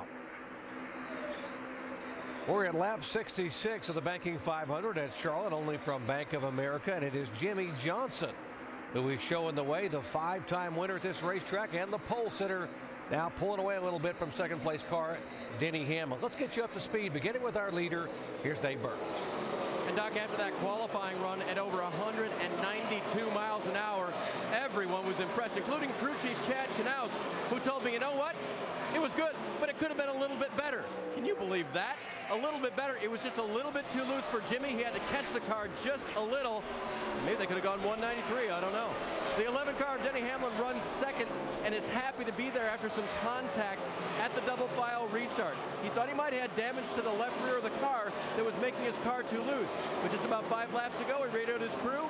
Not bad, and he's catching the 48. Jamie? And word is not bad for Matt Kenseth. I talked to Drew Blickensderfer, his crew chief, this morning, and he said this is the same car they ran at Kansas before they blew a motor. He said this car had high expectations. It's a new generation for Roush. They hoped it ran well because this is the future, Dave. Kyle Busch raced his way into the top 5 after starting 10th, and that's because he worked hard in practice. Crew Chief Steve Addington told me that when final practice was almost over, Kyle said, yeah, that's the feel you want. And then he stopped and said, you know what? Let's work on it some more. And that's when they found the speed in addition to the handling. Vince? Mark Martin is running 5th. Mark, pessimistic by nature, but Alan Gustafson, his crew chief, said he's really been very positive over the course of the past couple of weeks. And it's showing on the radio tonight as well. Mark came over just a few moments ago and said, the car is really pretty good. He said, I'm just in dirty air. All is well. Dave. With a lead change at the front right now for Denny Hamlin taking over that lead. The 07 car of Casey Mears started 42nd on the field today. And crew chief Todd Barrier said, you know what, we're really not that bad. We think we're going to be better than that. Right now, the car just a little free from the center off. They have strategized their way to the front, and they've got the speed now. Vince? Juan Pablo Montoya, the only driver who's finished in the top 5 in all 4 of the chase races so far. He's outside the top 5 right now. He's been battling a tight race car. Yeah, it's a bit odd, isn't it, seeing Juan Pablo in that blue car tonight? In fact, his pit crew reminded him on his last stop, hey, remember, we're wearing blue tonight. Shannon? Well, Kasey Kahne is wearing red. Oh, he's getting a little loose there, too. He's coming off a tough run last weekend where he finished 34th, and he's looking to this track tonight where he has 3 wins to turn this chase around. He said this is one of his best tracks. It has been since he came onto the scene. Right now, he needs a little bit help on entry, and from the looks of it, maybe a little bit off the turns, too. Jamie? A lot of people ask, why isn't Jeff Gordon as fast as his teammate Jimmy Johnson? Well, I asked his crew chief today, Steve Letarte, and Steve said, you know what, these are 2 different drivers and they don't like the same setups. We've tried Jimmy Johnson's setup and it just doesn't work. Right now, we feel like we're the second best car, and this car isn't great right now. He's extremely loose in and extremely loose off, Shannon. Well, Ryan Newman's team told me today that the biggest thing in these races is track position. They started off great, 6th place qualifying effort, but fell back a little bit. They decided to take 2 tires on that last pit stop to try to get Ryan some track position. Right now, he says these 2 tires are no good. It's going to hurt me more than it helped me. Guys? Thanks, guys. Great update on the top 10. And back up front, you saw a moment ago Denny Hamlin go rocketing by Jimmy Johnson to become our 6th different leader tonight. Johnson had fallen back by a second and is now starting to reel Denny Hamlin in. Denny Hamlin has run here 8 times, has never had a top 5 finish at this racetrack. Back after this message and a word from our ABC station. Watching the Transformers cars duke it out here at Lowe's Motor Speedway Charlotte. Jeff Gordon in a special Transformers Megatron paint scheme, and Ryan Newman in the Optimus Prime paint. Transformers Revenge of the Fallen on DVD October 20th has teamed up with ESPN to bring you a special promotion. And listen to this, a chance to win a VIP trip to Homestead Miami Speedway to meet Ryan Newman and Jeff Gordon. Go to ESPN.com, search keyword Transformers to enter now. You'll have a chance to pick which of these drivers you think will finish ahead of the other and win that VIP trip to the Homestead Miami Speedway to meet Ryan Newman and Jeff Gordon. Check it out now at ESPN.com, keyword Transformers. This is a race for 9th and 10th spots. Gordon in the 24, in 9th, Newman in the 39, trying to take it away from him. Wow, multiple views there. Yeah, that's incredible. Give that one to Ryan, it looks like now. Guys have been running really hard all night long, and they've been stuck around each other. Neither one being able to advance their positions, but they're racing hard. And from the pit studio, Bestwick Brad and Rusty talking about Denny Hamlin. Remember, Brad, on Countdown, we talked about Hamlin had a little issue last week. Made a mistake. It cost him a lot of points last week. He's back up front, familiar position for Denny. He's running really smart. He's very strong hot rod tonight. If he can just keep himself in the clean air, he has a great chance to finish up front. And try and regain some of that lost ground from California. Now, Matt Kenseth led off the last pit stops, took 2 tires. Remember, he gave up the lead to Jimmy Johnson. He fell back to 3rd. Rusty just passed Johnson for 2nd. I tell you, I've been really watching him really hard. I want to see how these two tires are progressing. And right now, they seem like they're working really good for Matt Kenseth. Just like you said, Alan, he just passed Jimmy Johnson, moved into 2nd position, and from what I'm seeing, he's starting to catch Denny Hamlin. So the 2 tires are working good. We heard they're not working good for Ryan Newman, though, but for Kenseth, they're working perfect right now. Leaders all pitted under the caution at lap 36 is when Kenseth took those rights only. The restart was at lap 43. So we are coming up to a set of green flag pit stops here. And another chance for guys to make mistakes and cost themselves some ground, and we'll have to keep an eye on it. Meantime, what's going on with Jimmy Johnson? Let's listen. 3097, pick up 210, sir. I will come down pit road and strangle you if you're going to be like this. I was trying to tell you did a good job. Okay.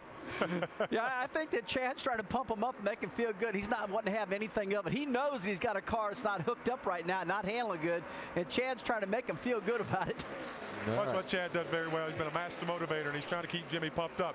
Dave, do you have something for us? Yeah, Big Brad, there was some more radio that would have made you chuckle. Jimmy radio, what do you want me to do? As he lost 2nd place, Chad said, go faster, and Jimmy radio back, not possible. If only it were that simple, right? Mark Martin in the 5, racing Casey Mears in the 07 for a spot. Montoya there mixing it up as well. Doc, DJ, and Andy, that's for 5th, 6th, and 7th. Montoya, guys, is faster than the leader is right now. He is the fastest car on the racetrack. That 42 being shown back in 5th position. And DJ, you've been watching him. He's been very, very high, just sailing right by him. Yeah, there's not a lot of traffic up there for him, but he's getting a great run off the corners and is able to pass Mark Martin. You see Casey Mears there doing an outstanding job also. He wasn't very good in practice yesterday. Strong run last week, but looked like this 2 tires is working for his car too. 48 car and the 18 car battling. That's 3rd and 4th position. Jimmy Johnson trying to hold off Kyle Busch, and Kyle will go all the way down on the bottom of the racetrack and hug that white line and take the spot away. Sure, Jimmy Johnson isn't going to mind getting on pit road here in a few laps and getting some adjustments done to his Chevy. This is, you know, Jimmy has just dominated everything this weekend. This is the first time we've seen him vulnerable at all. Look at this. Look at Montoya, man. He is flying up there. Man, when he gets back to the throttle, he is wide open in it, getting a great run. Once again, he's making these straightaways so much longer. He's not getting in real hard here. You see him get out a little bit early, but watch him get to the gas right here and pull away from Jimmy. They say no traffic up there in that lane he's in. Well, look at this. He just take any lane he wants. Saw Bobby Labonte's car peel off and head down. Yeah, it kind of trapped Kyle Busch. It surprised him. He had to slow down and get out of the throttle not to run over Bobby Labonte coming on the pit road. Kyle right down on the bumper now, the 48 car, as the 42 goes by, and Montoya is 3rd. It is Hamlin, Kenseth, Montoya, Johnson, and Kyle Busch right now the top 5. And there comes the 07. You talked about Mears, and Kyle will make it 3 wide. That's a pretty good move right there. Having confidence in your cars. Kenseth on pit road.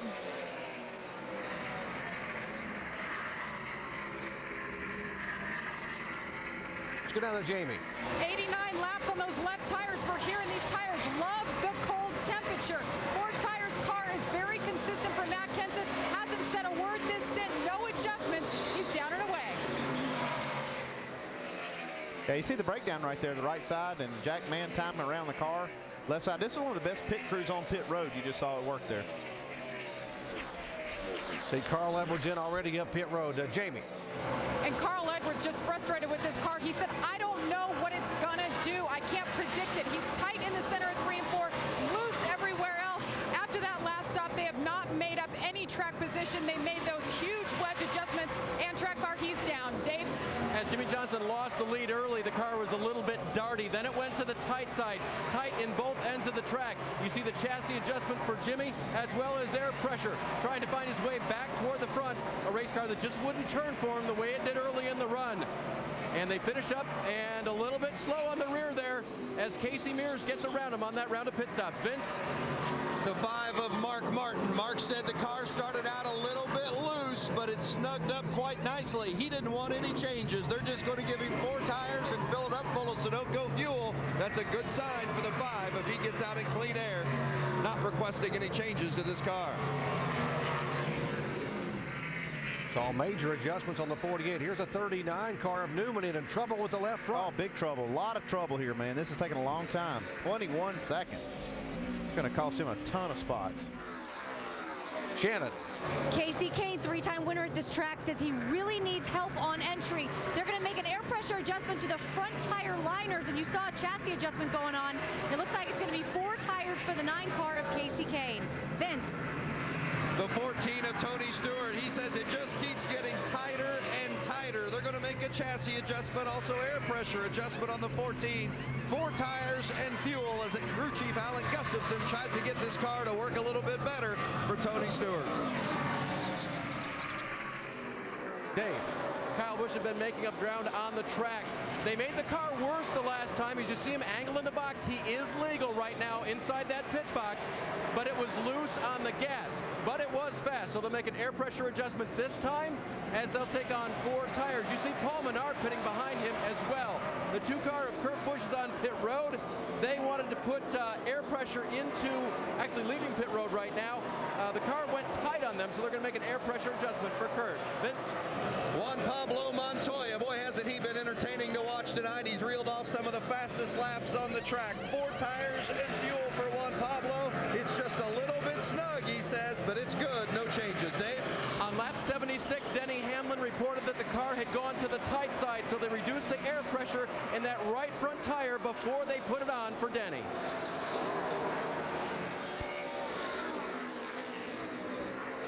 So around the green flag pit stops, and as they cycle back around with Denny Hamlin on pit road, this car, Matt Kenseth, should return as our leader. And we talked about the latest generation of Roush Fenway car, and it's been a bit of a struggle this year for this whole team. The only 2 Ford wins the entire 2009 season belong to this guy, the Daytona 500, and in California in race number 2. See, this 11 car is 3 seconds behind Matt Kenseth. You talked about Matt's pit crew being one of the best, and Matt is absolutely one of the best of getting on and off pit road. He does it week in and week out, and that pays big dividends when you have these green flag pit stops. Dave?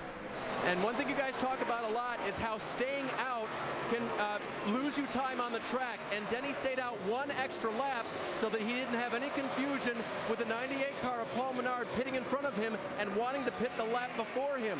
So he stayed out 1 lap longer on older tires, and that did cost him a little bit of time to the 17. So an entire round of green flag pit stops, and now we are just 3 laps away from the 100 lap mark here at Lowe's Motor Speedway. Matt Kenseth, our leader, Denny Hamlin, Kyle Busch, Casey Mears, and Jimmy Johnson, the top 5.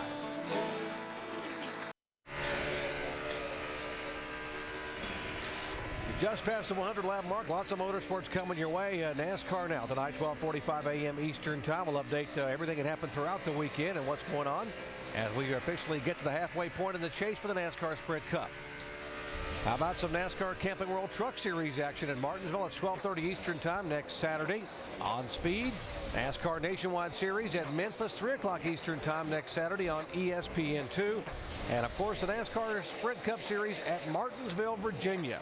Historic Martinsville Speedway presented by Goodyear, 1 o'clock Eastern time next Sunday.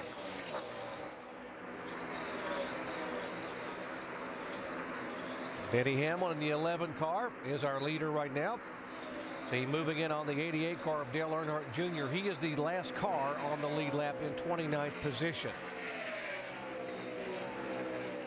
And look at this 48 car trying to hold off with the 42 car again, just like he was before they came on pit road a moment ago. Montoya, one of the fastest cars on the track. And you see Jimmy's now got a little bit of gap on Montoya. Montoya was right on his bumper there for a few laps. It looks like Jimmy's car is a little bit better this run, although it seemed like the last run it took a while, quite a few laps before Jimmy's car kind of fell off. So good right now with the tires still fresh.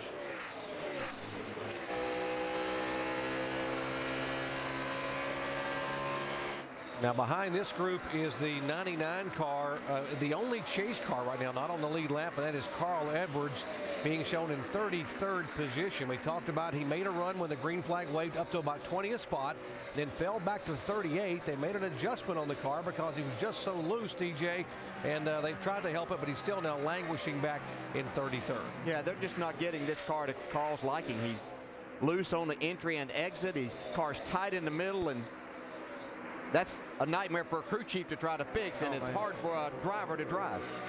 It'll be a long night for the 99. Here's 7th, 8th, and 9th. Mark Martin, Clint Boyer, and Casey Kahne as Boyer goes to the high side and Kahne down to the bottom of the racetrack. Martin in the middle. And look how high Clint Boyer's running right there, trying to sneak up on the right rear. Mark, he does it. They split Mark. Wide. Tell you what, guys, I'm watching the corners right now as this race continues on about lap 105 right now. This track is definitely changing a lot right now. We're down here in the studio noticing that the corners are getting much blacker. We're seeing Kenseth's car getting really loose. A lot of cars starting to handle different right now. So, Dale, you well know what we talked about earlier about how this track changes a lot. You got to keep up with it. I think right now we're at the point these guys got to start looking at that.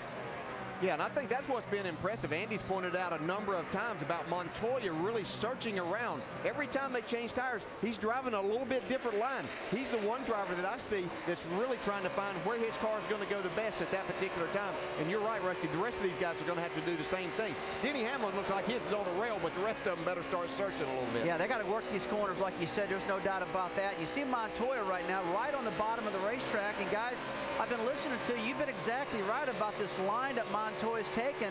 Very, very high on entry. One thing I've noticed, though, that's kind of an IndyCar entry. This guy comes from open wheel.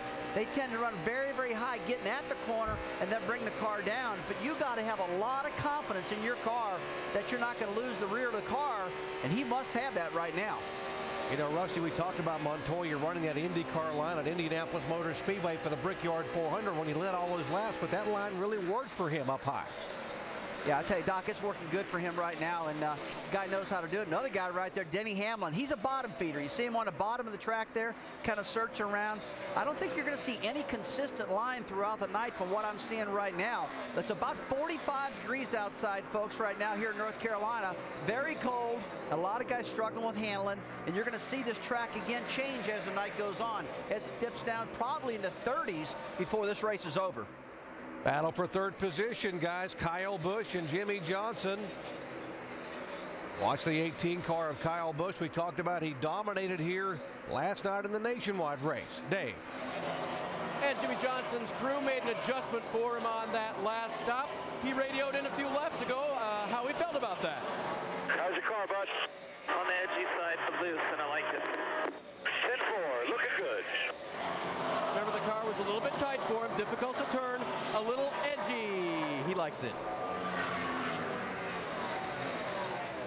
Boy, Kyle Busch is hanging on there. Nearly got the concrete wall on the outside as he will lose, just gather the car back in, but he will lose another position as the 42 of Montoya goes by. Yeah, looks like his car's pretty loose right now. Just really struggling to try to keep up, not lose too many spots. Pretty good battle here. The one car of Truex on the outside. There's David Rudiman. We talked about he was ailing. They had Dave Blaney standing by to relief drive for the 0-0 of Rudiman. But these guys having a pretty good battle here. That's 9th and 10th. Yeah, he's moved up into the top 10. See Mark Truex going to that high side, trying to take over that 9th spot. Yeah, racing all over this racetrack as far as bottom, down the white line, all the way to the outside. Jamie, what are they saying about Rudiman now? Well, he refuses to say how he feels behind the wheel. He does not want to get out, but Dave Blaney is standing by right now, and the car is getting better. But guys, remember, he won the last race here. He's the defending winner, and he said that means the world to him, and he was going to try everything in his power to stay in there, Shannon. What a great run for Martin Truex, and he is riding that rim right now. He has had no top 10s in the past 19 races, and right now, guys, he is in the top 10. The car is good, just a little bit snug, but they did not make any changes on that last pit stop. Just 4 tires for that one car.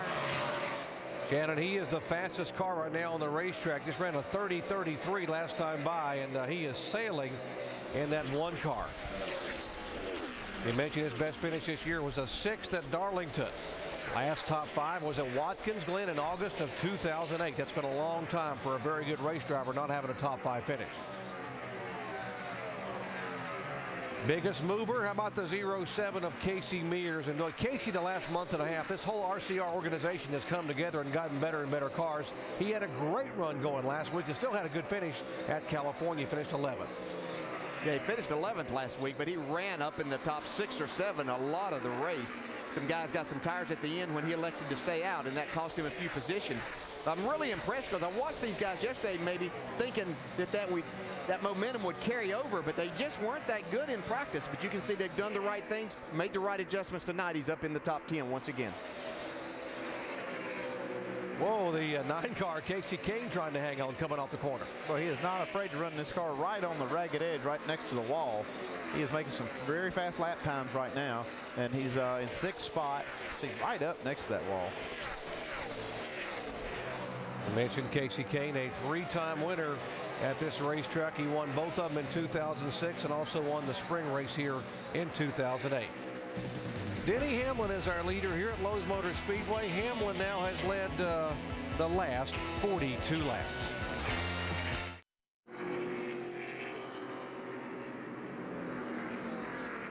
The 5th place car, Kyle Busch, has spun, bringing out caution number 4 on the night.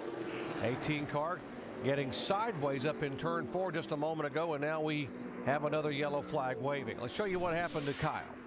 Well, we had talked about how loose his car looked, Andy. It looks like it got away from him here, maybe.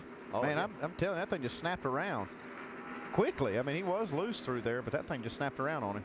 Yeah, one of the way Kyle really makes his car go fast is going through the center of the corner really fast. But when it gets too much on the edge, that's the kind of thing that can happen. From Casey Kahne's onboard camera, now watch this car just snap. Well, it does. It just steps right out there. See the tires light up and smoke. He did a nice job of not hitting anything. Scott Speed able to go underneath him. Watch the 82 car get by. And right there is about when you panic as a driver. You're just not sure where to go and how fast that car is going to come your way. Scott Speed did a nice job avoiding that. Nice shot from above, courtesy of our good friends at the Goodyear. The Goodyear blimp high above there. New Fuel Max tires help you get there on less gas. Calculate your savings at GoodyearTires.com. Fourth caution of the night, and that'll bring everyone back on the pit road here. Let's go down to Jamie Little. And Matt Kenseth says after that last stop, he's a little too loose on the gas, but it's turning on a dime, something you don't hear about these cars very often. 4 tires, they already made the air pressure adjustment for the 17. The 42 of Juan Pablo Montoya at the top of the screen. Juan Pablo says that's as loose as I want to drive it. So crew chief Brian Patty's going to make a chassis adjustment to snug it up. Dave? Leader, center of your screen, Denny Hamlin loose at the start of the run, tight at the end of the run. Wedge and air pressure adjustment. Jimmy Johnson, bottom of your screen, giving up his track position for 4 fresh tires, Sunoco fuel, and an air pressure adjustment. The car was turning well on the gas, but still just a little bit tight coming off the corner for the 48. Some strategy there, guys. 2 tires for Gordon, Biffle, and Newman, and gaining a ton of position. Looks like some people were paying attention on pit road when they saw Matt Kenseth get 2 tires earlier in the race. The Aaron's lucky dog under this caution flag will be the 7 car, Robbie Gordon. There's Robbie. He was the first car a lap down. He'll be able to get the free pass and get back on the lead lap. Back after this message and a word from our ABC station.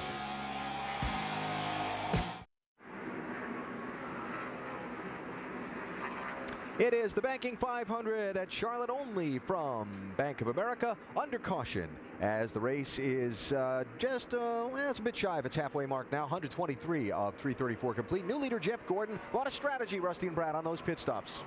So everything from a 2-tire to 4-tire. Yeah, we're seeing a lot of different strategies.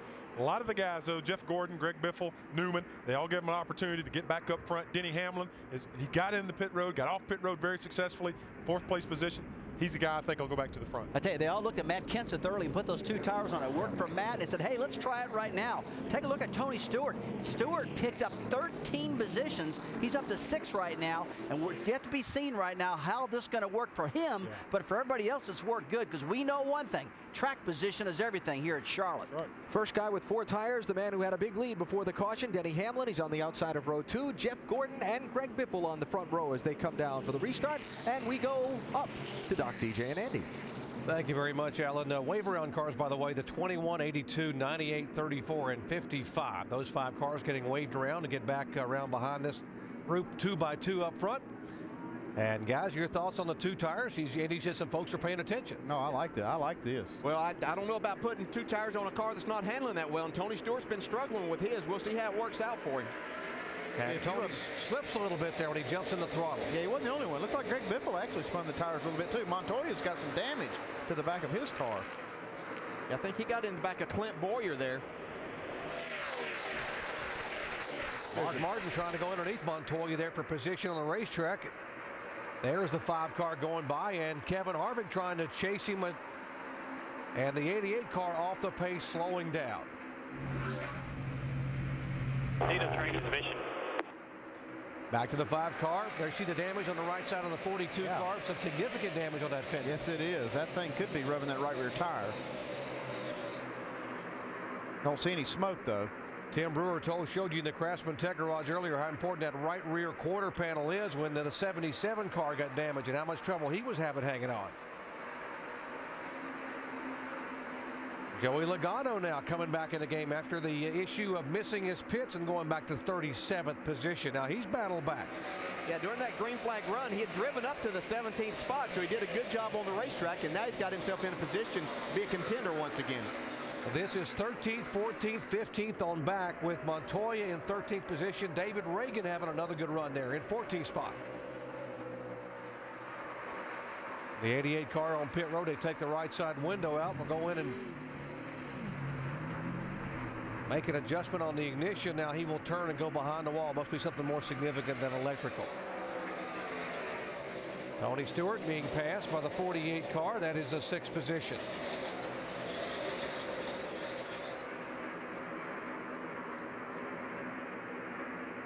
Second place on the racetrack. You see Gordon the leader. There's Hamlin and Biffle.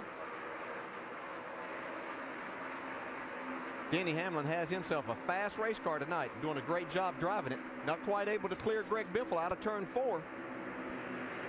4 tires versus 2 tires, and right now Biffle will win the battle that time by anyway.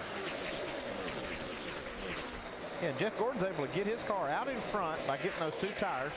This can change your whole world right here, just getting that clean air, getting up front. And we've seen the 2 tires work extremely well for Matt Kenseth, so this is a good opportunity for the 24. Jamie? And Jeff Gordon, his car's getting better as the night goes on, but they had a little debate about what to do on the last stop. Well, the good news is we got the track position because first one out pit road. 10-4, but that's 5 points, too. We'll take it. We have to get it. It might not last now, but we got to get it. If you wait for the last 100, ain't nobody going to give it up. So let's just try it, see how it is in clean air. You know, we don't want to during traffic and be out there and not know what it does. And Jeff Gordon said after Jimmy Johnson won last week, the uh-oh factor went out there, and we knew we had to pick up our game, and that right there, taking 2 tires is a way they can step it up, guys. Jamie, Jeff Gordon has moved from 10th to 5th in the point standings the last 3 races and has gained another couple of spots here tonight. Right now, he is being shown 3rd in the standings. 83 car on pit road, one of our chasers in, Brian Vickers, and they are trying to pull a fender away. Yeah, and on the right side of the screen, there's the 42, and you may be seeing his championship hopes going down the drain here somewhat. He's going backwards in a hurry after that contact on the restart.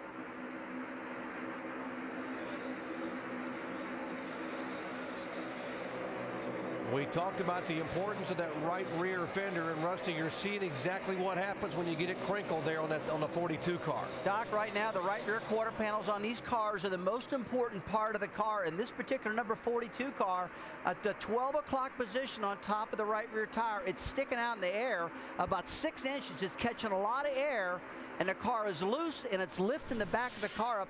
Let's watch this replay one more time right here. Let's just stay with this shot right here and see if we can find out the big damage on this car and how it happened, where it happened. It looks like he just ran right into the back of Clint Boyer on the restart there and buckled up that right front fender. Yeah, right front. The right rear he must got hit from the back also, Brad, because right now this car is slipping backwards. He's really falling like a rock. He's back to 25th position.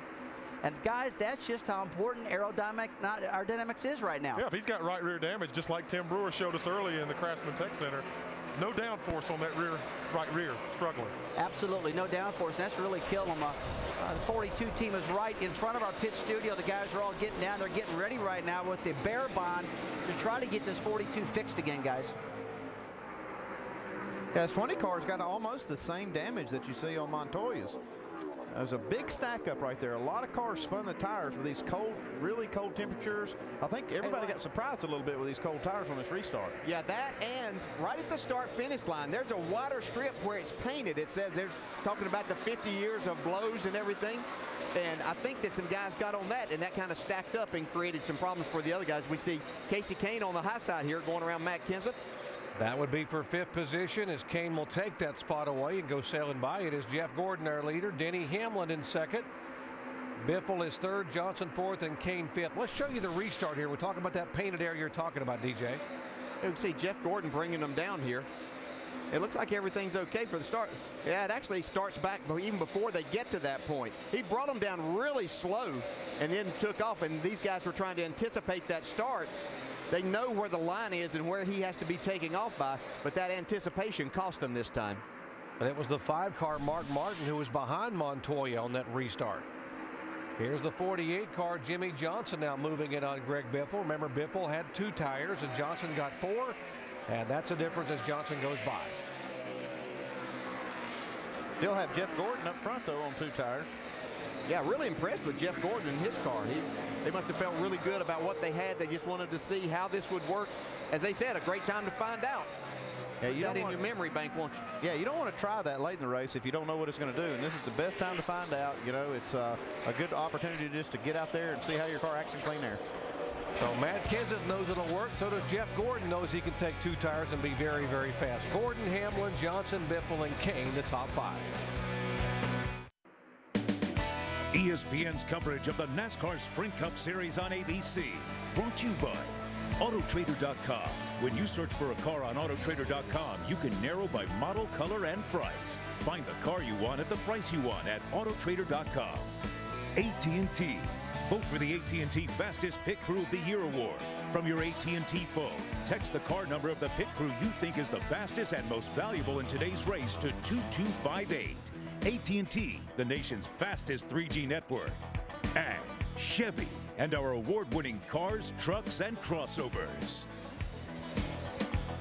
Just 25 laps away from halfway here in the Banking 500 at Charlotte, only from Bank of America, and it is Jeff Gordon, who has a pretty good history at this racetrack. Remember, Jeff got his very first career pole and his first career win at this track back in the fall of '93 and the spring of '94, respectively, and trying to get win number 2 in the 2009 season and move up even more in the point standings. The guy they're chasing in the points right now is the 48 car, who's running third.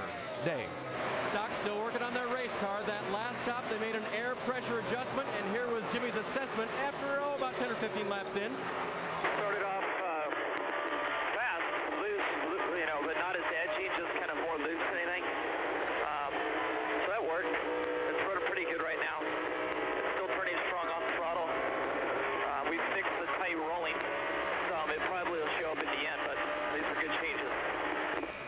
Very positive to his crew, and I like the way earlier Edgy was good, and then there was a bad Edgy, and they fixed that. So Edgy can go both ways, I guess. I guess you can, Dave. Depends on which side of that edge you're on. Exactly. Well, they're on the good side of the edge. This car's moving forward, the 48. Now, the 42, on the other hand, Juan Pablo Montoya, Andy, after that contact, they have struggled. Oh, man, that was so costly. He was running fourth before that last caution came out. He's 30th. Right now, with that damage, that's a difference of 87 points. Yeah, he's been passed by every car on the racetrack here that is out there running, and he's only about 2 seconds ahead of the leader, Jeff Gordon. Here's Dale Earnhardt Jr.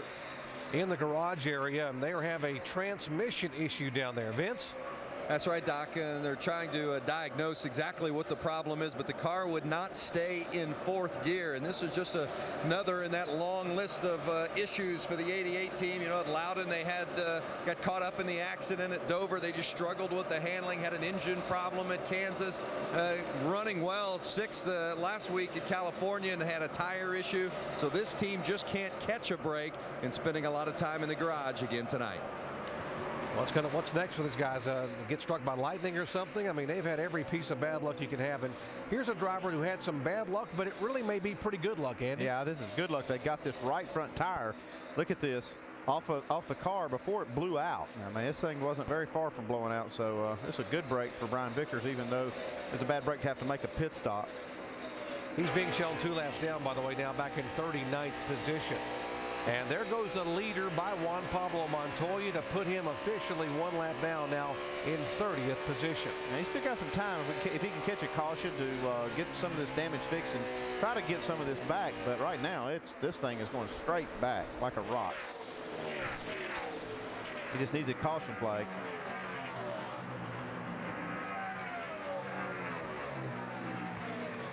Battle for 9th position here. The Dodge, the Penske Dodge number 2 of Kurt Busch, and here comes the Chevy of Martin Truex. Martin's been utilizing that high line too, right up against the wall, getting a nice run off the corner. Last time Martin Truex drove this car, he sat on the pole and dominated, in fact led the most laps at Atlanta Motor Speedway, which is the sister track to this racetrack in terms of banking of 24 degrees in the corners. Now watch this one just come off the corner. You can see up there, carries a lot of momentum, really gets a nice run. Kurt Busch getting a good run through. He's going board the bottom to middle of the racetrack, but doing really well. Looks like his car's handling better. Dave? He's kind of stalled out right here, DJ. He restarted 14th and has gotten 5 positions. Kurt radioed to his crew that, you know, it's kind of a carbon copy of California last week. We get so far up and then we just sort of stall. So they've gotten as far as they might go on this run.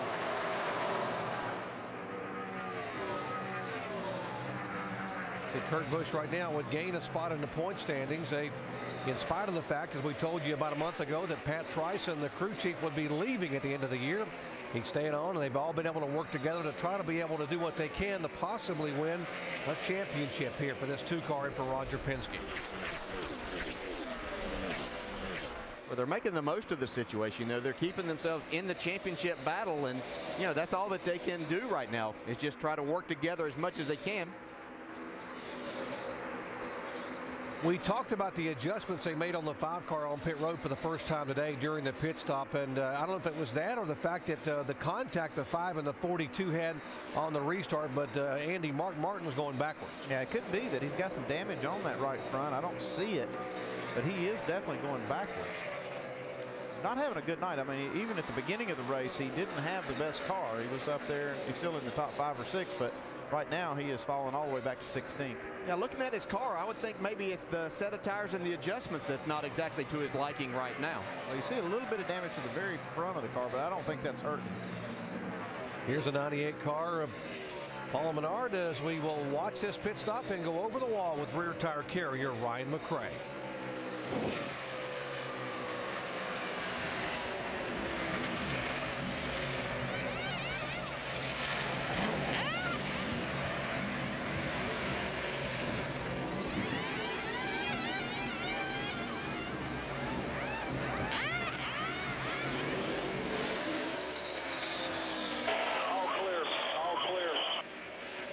Pretty busy activity there. Ryan's got to look around and get the tire to him and be able to get the other tire back across. It's got to be attended, and he'll get a penalty from NASCAR. Yeah, that was definitely an unscheduled stop. It was about 20 laps before he needed to come in. Well, no, actually, he may have been one of the wave round cars that was due to come back in.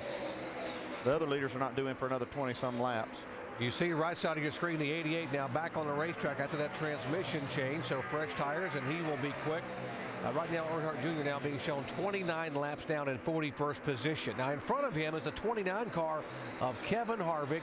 It was the newest generation RCR car they had last week at California, where he qualified 7th and had a great run, a top 10 finish, and they brought the same car here tonight. Hasn't performed quite as well as it did last week, but he's up there pretty good. He's in the top 15 and making pretty good progress tonight.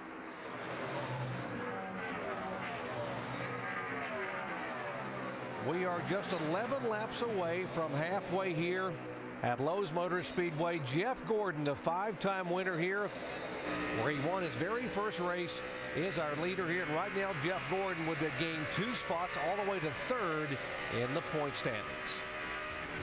You're watching ESPN on ABC.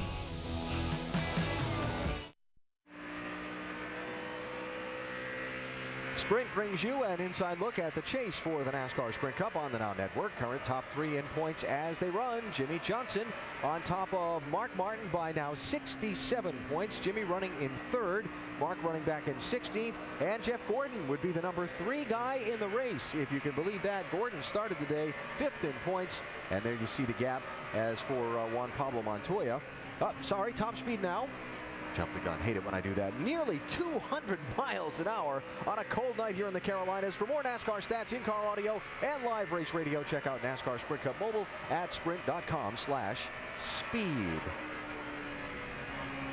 Jeff Gordon is the race leader, still keeping tabs on Juan Pablo Montoya, who's running right now. The first car. Whoa, hang on.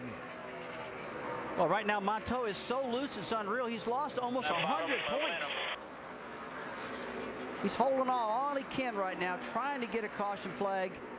And it looks like he's going to have to get this thing down pit road pretty soon, or else he's just going to get himself in a crash because it's getting worse and worse for him. Vince? Juan Pablo's very upset. He wants to pit, but Brian Patty, his crew chief, is saying no, stay out, hang on to it. The team is making a patch to hopefully correct that right rear, and they're hoping for a caution, and it's a little bit too late. He's going to be the caution. Keep it running. All right, keep it running and go. Keep it running and go forward. Keep it running. Keep it running and go. Just go down pit road. Go down pit road and go. You're good. Come on, go. Leaders at the start-finish line, go. Yeah, he just went 2 laps down right there. Jeff Gordon did beat him to the line. And he would not get the lucky dog free pass because he brought the caution flag out. So they wanted a caution flag, but didn't want to. Stop right there. They're reviewing it. I'm on the radio with them. Yeah. He also has, I believe, a flat right front right there, too, and he's going to have to be extremely careful not to... Doesn't matter. The tires are flat. If you don't pit next time by, you can tear the car worse. Car is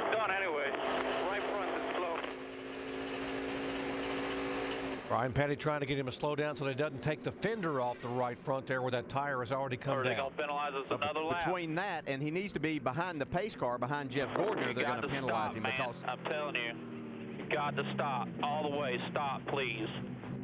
See, he is doing that now. He's going to fall in behind Jeff Gordon here. And we'll make him 2 laps down. He's going to have to get to pit road. It's probably the best thing not to tear up that right front fender. Behind the pace car to pit first time. Come on.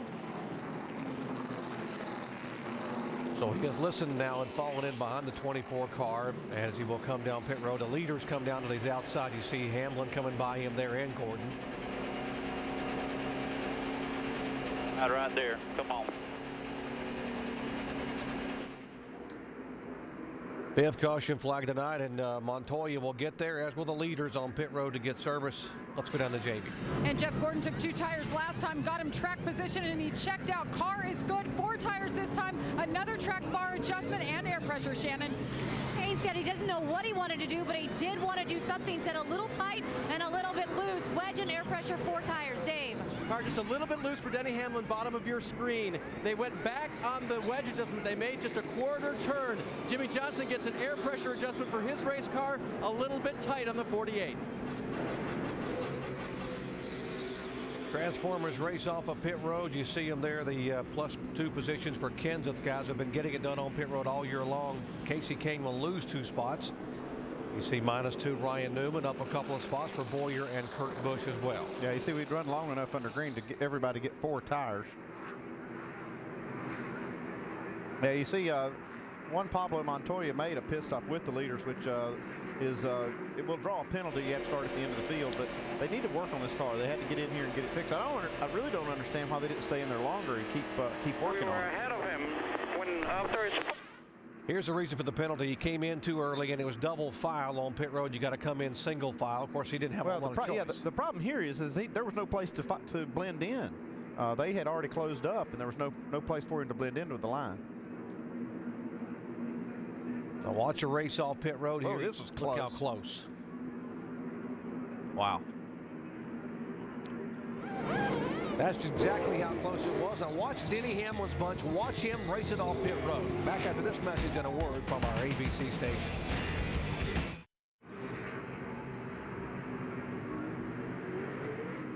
Getting set for the restart here at NASCAR Banking 500, Lowe's Motor Speedway in Concord, North Carolina. Race number 5 of the chase for the NASCAR Sprint Cup. Denny Hamlin and Jeff Gordon on the front row. Hamlin is the leader.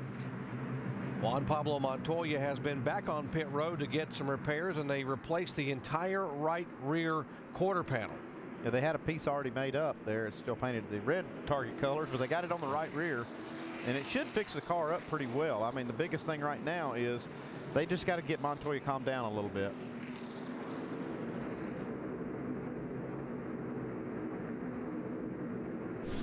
Show you how talented some of these guys are. Now watch the catch here on the pit crew guys. How about that? Oh, wow, that's cool. Huh? That's cool. These guys aren't athletes or what? Most of them are former college athletes, players, football players, or Jackman. Sign him up for wide receiver. Absolutely. Got to get repaired, and that's the good news. The bad news is, DJ, he's 2 laps down right now in 37th position. Yeah, tall order, and just, one mistake, and it wasn't a mistake on his part on that restart. It's going to put him certainly in a position it's going to be difficult to overcome here tonight. You want to talk about some fast pit crews? This last time down pit road, Clint Boyer was the fastest and tied with Matt Kenseth and Denny Hamlin, 12.9 seconds. And look at there, Jeff Gordon had a 13.6 second pit stop, and that was 10th fastest. Wow, just a few years ago, if you got in a 14-second bracket, you were just smoking out there on pit road. Not anymore. See right here, this is the comparison. It's 12.9, 13.6. Just a little bit everywhere, a little bit on the right, a little bit on the jack. It just doesn't take much. You can see that race off pit road, how close it really was, too. Let's update you on the 5 car of Mark Martin. We told you he'd been going backwards after that problem where he got into the back of the 42 car. There was a hole in the nose. There is a hole in the nose of the 5 car in the front. And you can see there it is. Yeah, we were looking for the fenders to be damaged, but we kind of missed that right there. You can see that hole in the nose. That's really hurting Mark right now. So he was going backwards. He'd been back about 18th position. Right now he'll restart in 16th spot. Denny Hamlin will lead him down. He spins his tire. So does Jeff Gordon. Jimmy Johnson behind those two. Kenseth is there, and Kahne. That's the top 5. Well, this position Denny Hamlin was in last week that started all of his troubles and ended his day.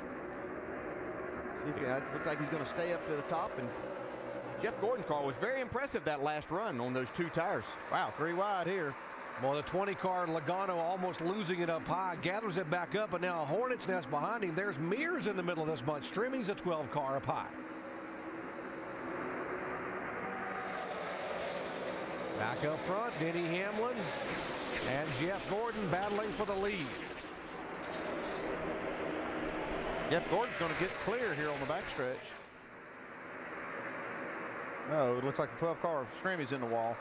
He scraped it up high. They were 3 wide again a moment ago, so he bounced his Dodge off the wall. There comes a 26 car of McMurray by. Challenge for second spot. Kenseth will take it away.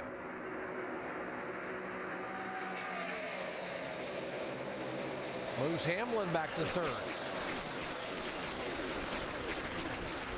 Casey Kahne on the high side there. The red car coming around. He's going to try to move in on Jimmy Johnson for position. Here's Matt Kenseth once again showing some muscle. See if he can get his Ford back to the front.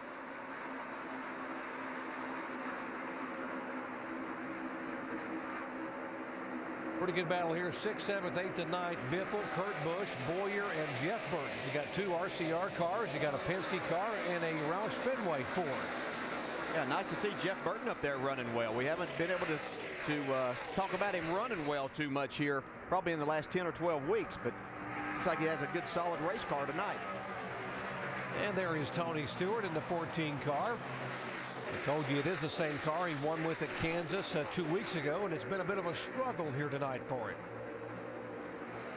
Yeah, it's a long race, though, and there's a lot of time to make adjustments, get your car right, stay on the lead lap, kind of keep it in contention, and pounce on them at the end. Yeah, he didn't really show at Kansas that he was going to be the guy to beat when it came down to it, but he got it right by the end of the race and was able to pull away from everyone and win.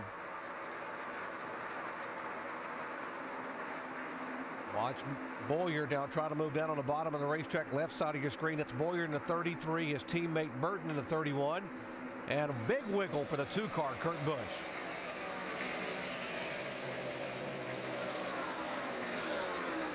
Let's update the 33, Dave. Docky's having a good run, and I was talking to his crew chief, Shane Wilson, today, and he was explaining to me some of the changes they were making to the car. Clint walked into the hauler and was flabbergasted to hear what they were going to try. He goes, man, if that doesn't work, that's not going to be good, because I'm going hunting with the boss this week, and if you have a bad run and then go hunting with RC, it's not great. Well, the car's been very good, and the changes they made appear to be in the right direction. Yeah, you want to make sure Richard Childress is in a pretty good mood when you go out with him on the weekend. Talk about pressure. Tony Stewart now, you see him on the bottom of the racetrack, and that's his other car right in front of him, the 39 car of Ryan Newman, as they are being shown 9th and 10th.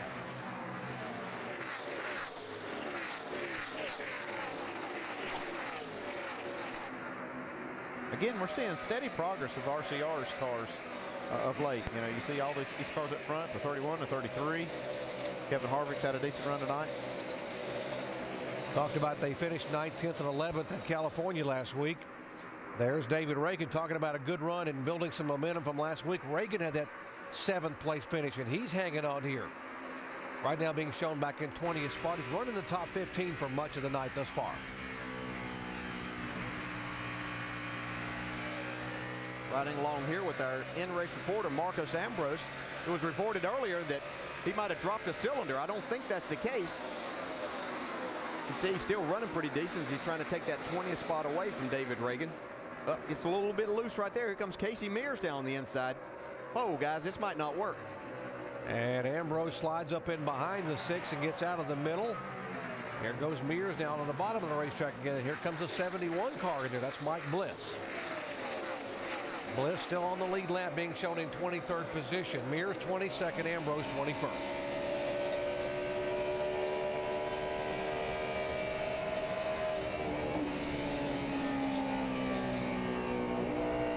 Past the halfway point here at Lowe's Motor Speedway, 178 of 334 laps are in the books. We've had 14 lead changes among 7 different drivers. And right now, Denny Hamlin is being shown as the driver who has led the most laps. Jeff Gordon would, in 2 more laps, will tie Denny Hamlin. And it's very important to get those bonus points, and Jeff Gordon needs every point he can get right now because he has moved all the way up to 3rd in the point standings if the race were to end right now. And he's another lap here. He's going to be the lap leader of the race so far. He's led 52 laps. Denny Hamlin's led 53. This will tie Denny this lap.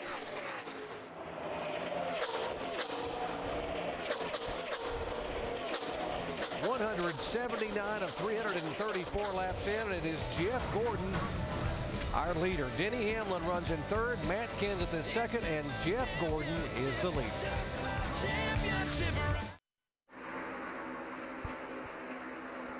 Our aerial coverage tonight provided by Goodyear. New Fuel Max tires help you get there on less gas. Calculate your savings at GoodyearTires.com. Chilly night at Lowe's Motor Speedway Charlotte, where Jeff Gordon is the race leader. Take a quick check on what is upcoming on the motorsports calendar on the ESPN networks. Later tonight, late night, Saturday night, a wrap-up of tonight's race on NASCAR Now, ESPN2 at 12:45 Eastern Time. Next weekend's action, split session, Memphis, Tennessee for the NASCAR Nationwide Series. That's next Saturday afternoon, 3 Eastern on ESPN2. And the 6th race in the chase is the only short track race in the chase, the half-mile paperclip in Martinsville, Virginia. Our coverage next Sunday presented by Goodyear, ABC at 1 Eastern Time.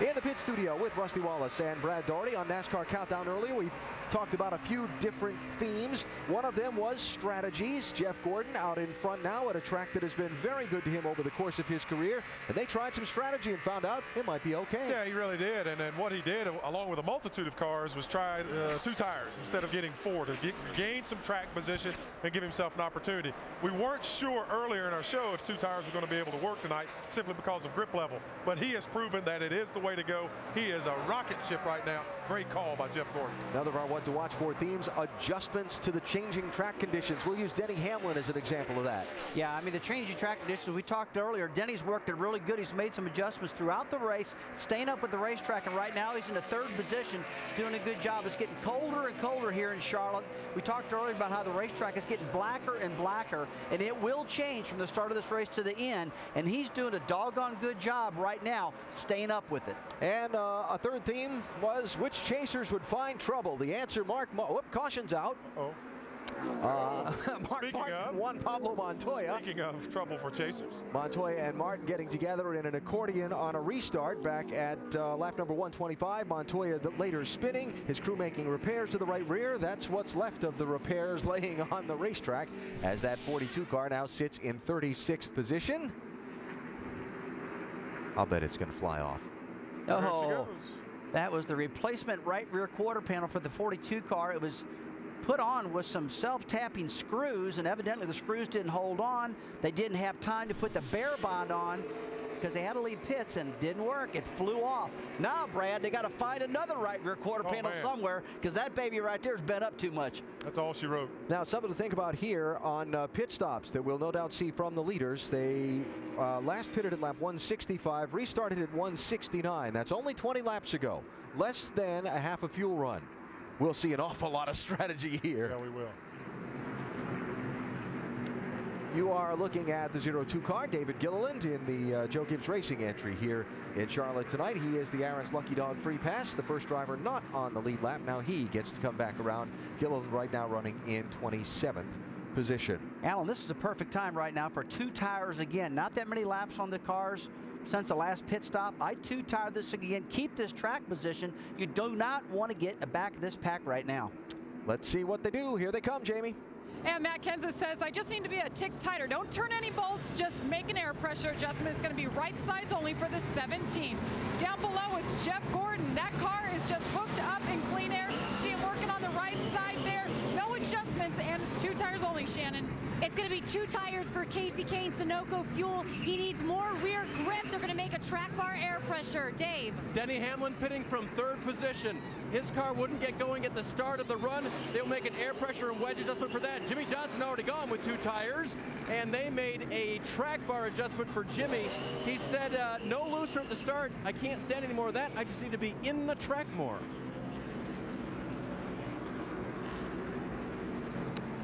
So most everybody went for some strategy. And looks like Matt Kenseth's crew did the job best, and he will come out with the race lead. Man, that 17 pit crew, just something else. Now, Mark Martin, we were about to get to the story of Martin and Montoya both getting damaged. Montoya's right rear, you saw the repairs fall off. Now Martin's crew taking time to fix the nose on their car. So caution out for the 6th time in this race with 144 laps to go. Some of the championship chasers having a little bit of trouble tonight in Charlotte. Welcome back to the Banking 500 at Charlotte, only from Bank of America. NASCAR Sprint Cup Series action. We are under caution here for the 6th time tonight. And big time issues for the 11 car of Denny Hamlin. Now, moments ago, he just came down pit road. Let's listen in.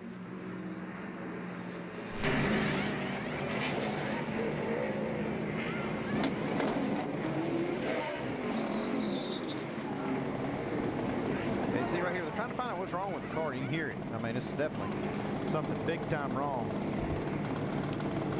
Trying to figure out what it is. We could he said he just complained, Andy, that the thing was sputtering and didn't want to run. And Dave, you're down there.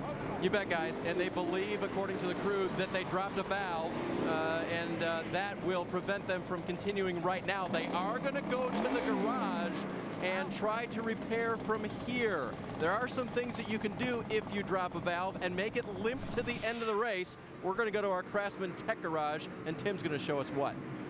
Tell you what, Dave, at this point, the only thing you can do is literally come in and take this rocker arm off. By doing that, you're not going to work the valve.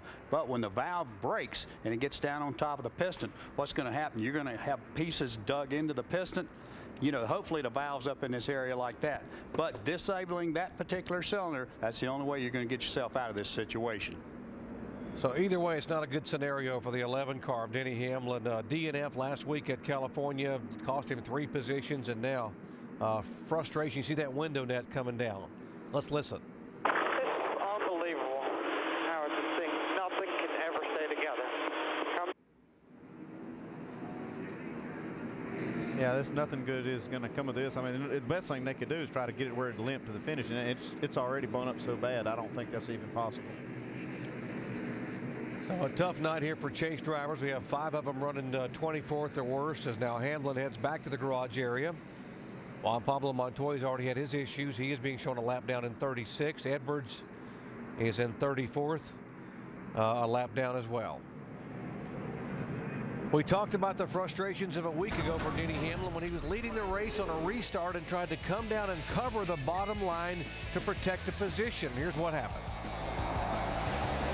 A little miscalculation there as he tried to block that bottom lane. He chose to start on the outside, but came down and Montoya got into the left rear corner.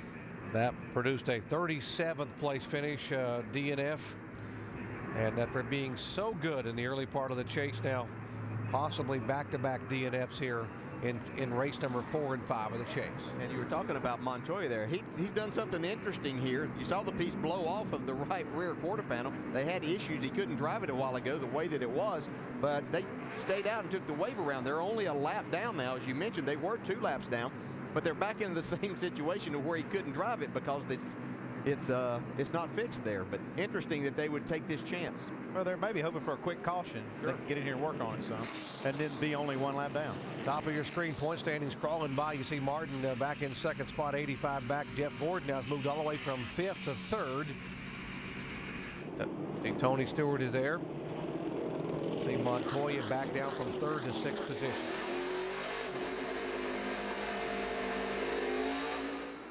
Matt Kenseth has chosen the inside to restart here. Getting a big push from Jeff Gordon. Jimmy Johnson trying to go to the outside beside his teammate Gordon, and there comes a 2 car of Kurt Busch. Yeah, good pit work by Kurt Busch's crew to get him out there in that 4th spot. And Jimmy Johnson, he gained quite a few spots there. Having that number 1 pit stall didn't hurt anything. Kurt Busch did a nice job getting the car off pit road, by the way. He could have gotten pinned in, and he was diving between 2 of the cars, which saved him some valuable time. Here comes Clint Boyer to his outside. Clint's starting to show some muscle here. His car has been awfully fast these last couple of runs. And Casey Kahne says, do I try it? Do I go between these two? Nah, not enough room.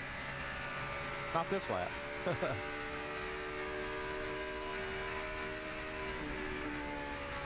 You know, as cool as it is, and you can hear those RPMs, that's hard on engines. I mean, it's definitely got these cars where they're, oh, look at this. Getting ready to be 3 wide right here now down the front straightaway. A little risky. And here goes Ryan Newman to the outside of the 33 car Boyer. Oh, that was a good move. You see the 33 got a little bit loose coming out of 4. The 2 went to the inside, the 9 to the outside. It's like they got this 18 car healed up a little bit after he spun out there when he was so loose. That's 4th through 10th on your screen there. Left side of your screen, the 2 car in 4th position. All the way back to see the 18 car. Now coming back through the pack, that is Kyle Busch in 9th spot. Yeah, Casey Kahne for that 4th spot.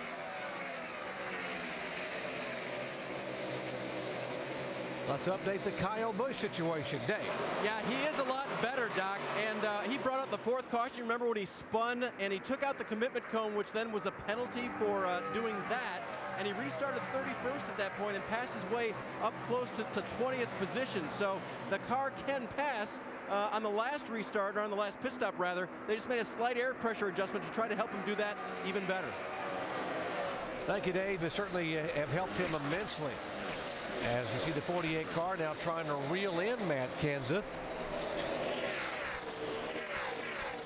And Denny Hamlin dejectedly standing in the garage area hoping that they can do something with this engine to be able to get him back on the racetrack. Not going to happen. I'll tell you, when these things start destroying themselves, there's nothing you can do. They're going to try something, you know, try anything here and just see if it'll work. But just a bad night for the 11. The only Joe Gibbs car in the chase this year is the 11 car, and the last 2 weeks have just been misery. Yeah, they've had fast race cars every week. Denny's done a really good job, but unfortunately, you have these problems along the way, and that's what this championship comes down to, are the teams that make the fewest mistakes through this 10-race chase, or have the fewest problems, not necessarily mistakes, but in the 11's case, it's been one of both over the last 2 weeks.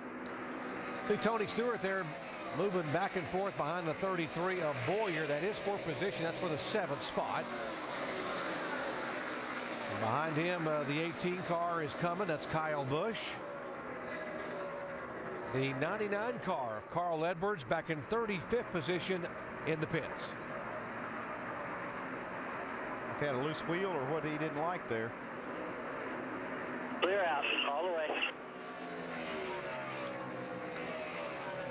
Carl made the announcement a couple of days ago on our air during the qualifying show that he and wife Kate are expecting a baby girl. So that's the good news for Carl. The bad news is that they are having a horrible night here getting that 99 car to be competitive at Lowe's Motor Speedway. Past the 200 lap mark.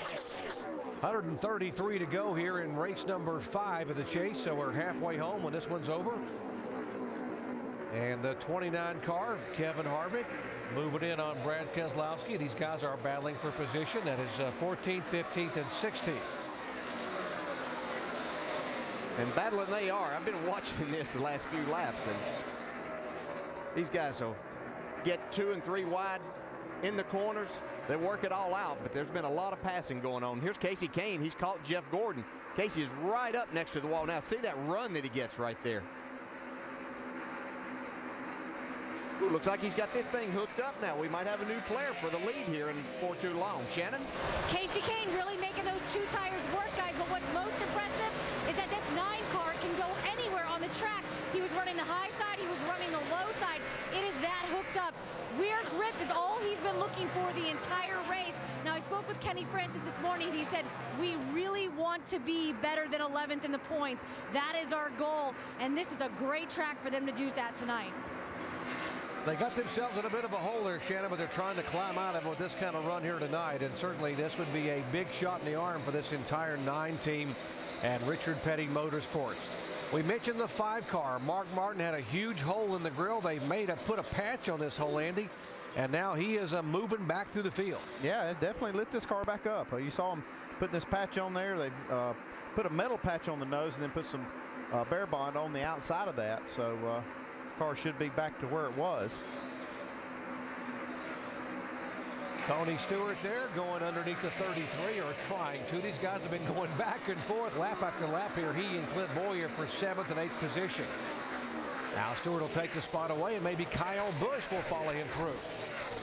Less than 130 laps to go here at Lowe's Motor Speedway. Matt Kenseth is our leader. Jimmy Johnson, Casey Kahne, Jeff Gordon, and Kurt Busch. Back after this message and a word from our ABC station.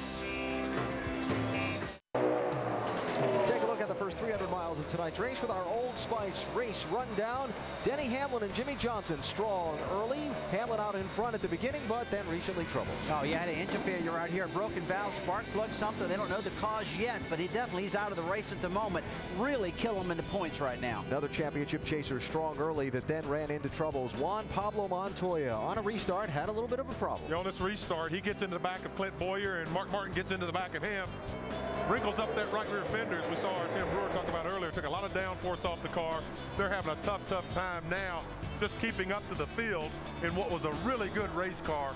Montoya is struggling mightily. Got lapped, then spun out. They made repairs, then the repairs came off, and Montoya is running 34th right now. A lap down, although on a different pit stop schedule than everyone. He's needing a caution soon. Jeff Gordon, one of several chase drivers that are out front tonight. Gordon has spent time in the lead. Johnson spent time in the lead. Hamlin spent time in the lead. Mark Martin spent time out in front. Right now it is Matt Kenseth, though, a non-chase driver who is pacing this race. 16 lead changes, 7 leaders, 6 cautions for 27 laps, and it is Kenseth right now leading the 26 cars on the lead lap at this point. Talking about Denny Hamlin with his engine troubles. Vince is back in the garage. Yeah, another frustrating finish for Denny. Denny, ultimately, what was the diagnosis there with the motor? Yeah, it looked like dropped the valve or something, but just a tough night for everyone at FedEx. You know, we've just had a rough couple weeks. You know, the driver made a mistake last week and caused us, and then this week just parts failure. And it's the best I've ever ran at this racetrack. Had a shot to win it.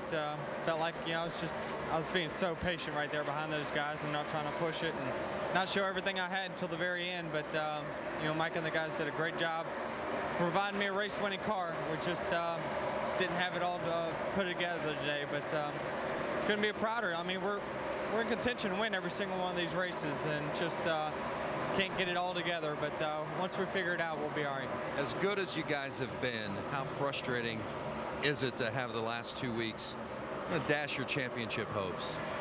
Well, that's what sucks about this point system is, you know, you can run your tail off for 24 weeks and it just doesn't matter. You know, you're going to base all your performance off of 10 weeks and one bad week, and especially the way those other guys are performing, you know, you can just step it up in the last 10 like they have done. If you have one bad week, you know, whether because of a driver mistake or a parts failure, you're done. Your season's over with. And, you know, it just, that part of it's frustrating. Doc? That pretty well sums it up. And Denny Hamlin talking about there's so much pressure on these guys. You got 10 races in a championship format among 12 drivers to try to get it done.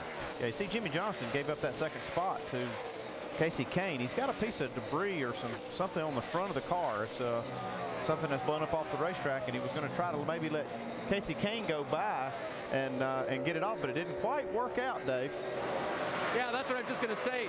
285, 245. Those are the oil and water temperatures for Jimmy Johnson. That's pretty high. He wanted to let Casey Kahne go by, get real close to him so that the reduction in air pressure would pop that paper or whatever it is off, but he didn't wait for him.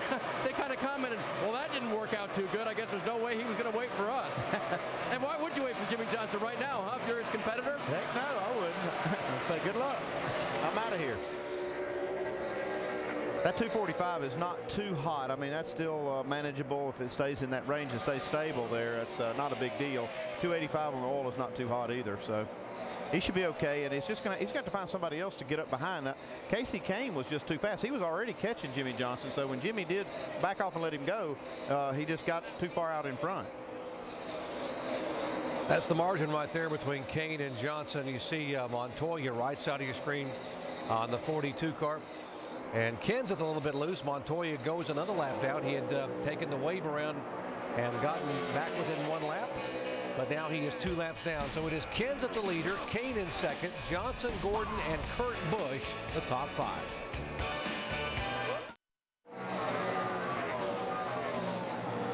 The 17th lead change of the evening here at Lowe's Motor Speedway, and Kasey Kahne in the 9 car able to reel in the 17 car and make the pass. Talk about how strong this 9 car was since this last caution and getting his tires. He's really making this high line work. He just gets a huge run off of turn 2 here to go around back in. I don't know what it is about this racetrack, but Kasey Kahne knows how to get it done here. Loves running this place, and he's a 3-time winner here. Loves this racetrack. And we talked about the paper or whatever the debris is on the grill on the 48 car. Let's watch and see what Jimmie Johnson tried to do to get rid of it. But behind Juan Pablo Montoya, who is out there running cripple. See right there the debris. Needs to get right up next to the bumper, and it'll just, there it goes. Nice move by Jimmie Johnson to use that air to get off the front of his grill. Well, next week it's the only short track race in the chase as the series heads to the beating and banging of Martinsville, Virginia, the paperclip shaped half-mile racetrack. Hendrick Motorsports have won the last 6 fall races at Martinsville. Championship leader Jimmie Johnson has won more times at Martinsville than any other track that he's been on, with 6 victories. Our NASCAR Sprint Cup Series action at Martinsville is presented by Goodyear. Coverage begins on ABC at 1 o'clock Eastern Time, beginning with NASCAR Countdown. And I didn't even mention how good the Martinsville hot dogs are. Oh man, they are good. I forgot about that. I didn't. Here's Kasey Kahne right now. He is the hot dog here on the racetrack as we have just over 100 laps remaining, 106 to be exact, as he clicked by that time. Kasey Kahne, our leader. Kenseth in second spot. Jimmie Johnson third. So we got a Dodge, a Ford, and a Chevy in the first 3.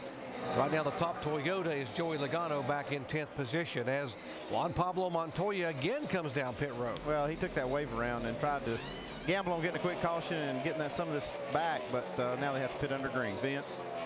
Yeah, it's been certainly one of those nights you'd like to forget if you're Juan Pablo Montoya. He has had his hands full throughout the second half of this race ever since the contact. Hard to believe when you think back to how good his car was in the early stint, the kind of finish they're going to have tonight. Not a good night for some of these chasers. You see the mangled car of Montoya headed back on the racetrack. Folks, we've got 4 chase contenders, or 4 chasers, not sure how much they are as contenders tonight, running 36th or worse. Carl Edwards is 36th, Montoya 37th, Vickers 38th, and Denny Hamlin in the garage out of it tonight. He'll be credited with 42nd place finish. You know, think about something that Andy asked and talked with Frankie Kerr, crew chief for Marcos Ambrose, back early in this race, or before the race started, about the conditions, the cool conditions, the faster speeds and everything. And you can look and see that that contributes to a number of things. It'll contribute to, if your car is not very good on that side, the handling side, and then the problem that Denny Hamlin had with his engine. If you missed our early part of our coverage tonight, we mentioned the 00 guys. David Rudiman was not feeling well, not feeling under the weather, and they had Dave Blaney standing by, but there's nothing better to make a driver feel better than a good, fast race car. That's exactly what Rudiman has had all night long. Yeah, and Kyle Busch spun out by himself, and now he's starting to make a nice comeback. And we see on the left side of the screen here, Joey Logano in the 20 car. He had a problem getting in his pit the very first time, fell all the way back to the very end of the line, about 38th, and has come back to, he's in the top 10 right now. And he's got similar damage to that right rear quarter that we saw on Montoya's car, but he's able to run really nice lap times. It's like his is a little bit more down at the bottom. Could that affect it a bit less there? And it's not as bad, but it is the same type of damage. He's able to run in the top 10. He's fighting for 9th spot. Back up front, Kasey Kahne showing the way. We should be closing in on pit stops. They last pitted on lap 190. We are working lap 234 right now here at Lowe's Motor Speedway. Back with pit stops in just a moment.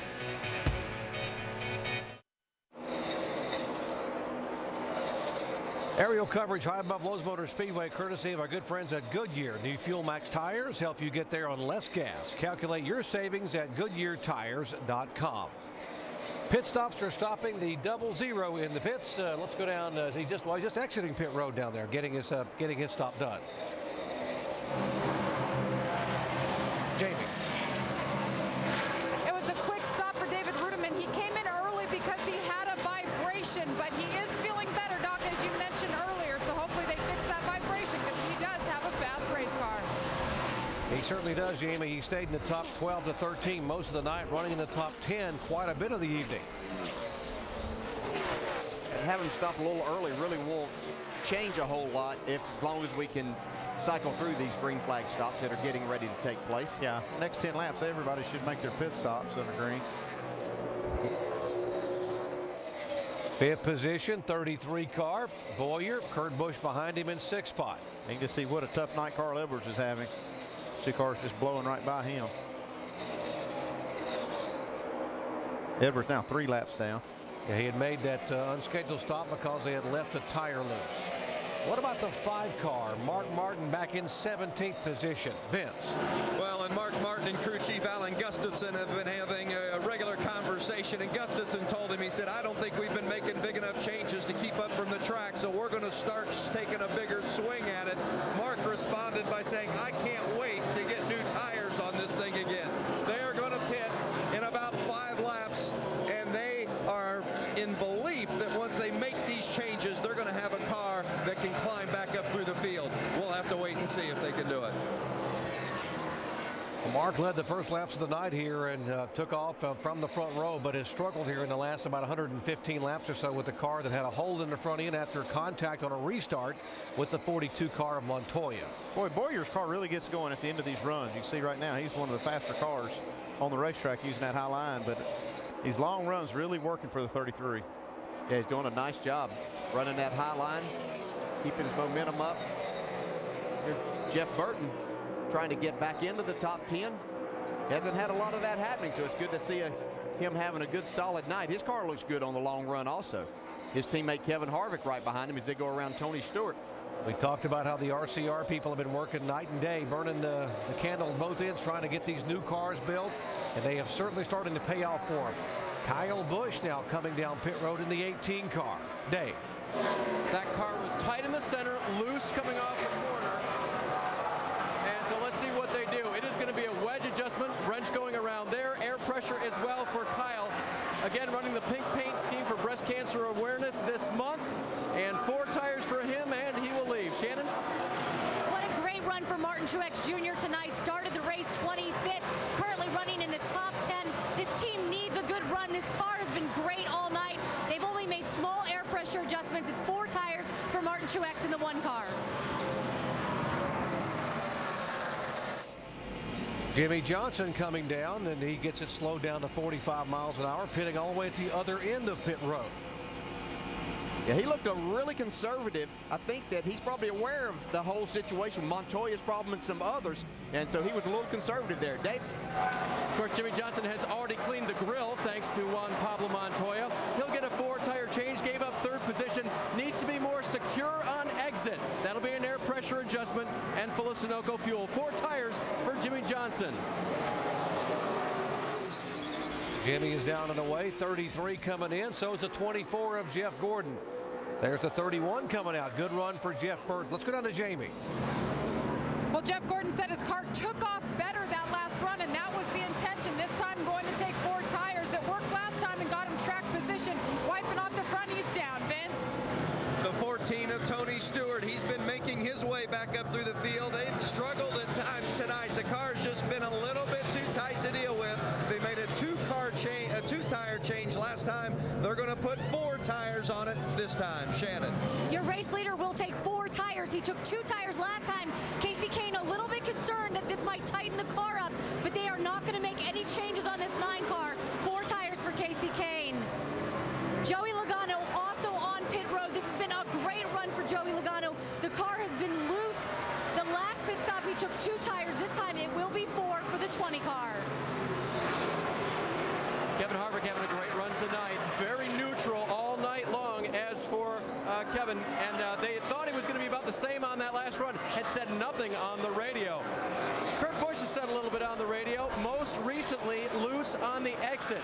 It'll be a track bar adjustment and an air pressure adjustment for the 2-car. Clint, a little concerned earlier that he was stalled when he got up so far, and now just trying to get that car a little bit tighter so it's a little bit easier to handle on the exit of the corners. They finish up their work. Kurt Busch coming down and recycling through the pits. There's a 98 car of Paul Menard as he comes down and making his final stop. All the way down toward the turn 1 end of pit road. Let's go down and watch Ryan McRae at work.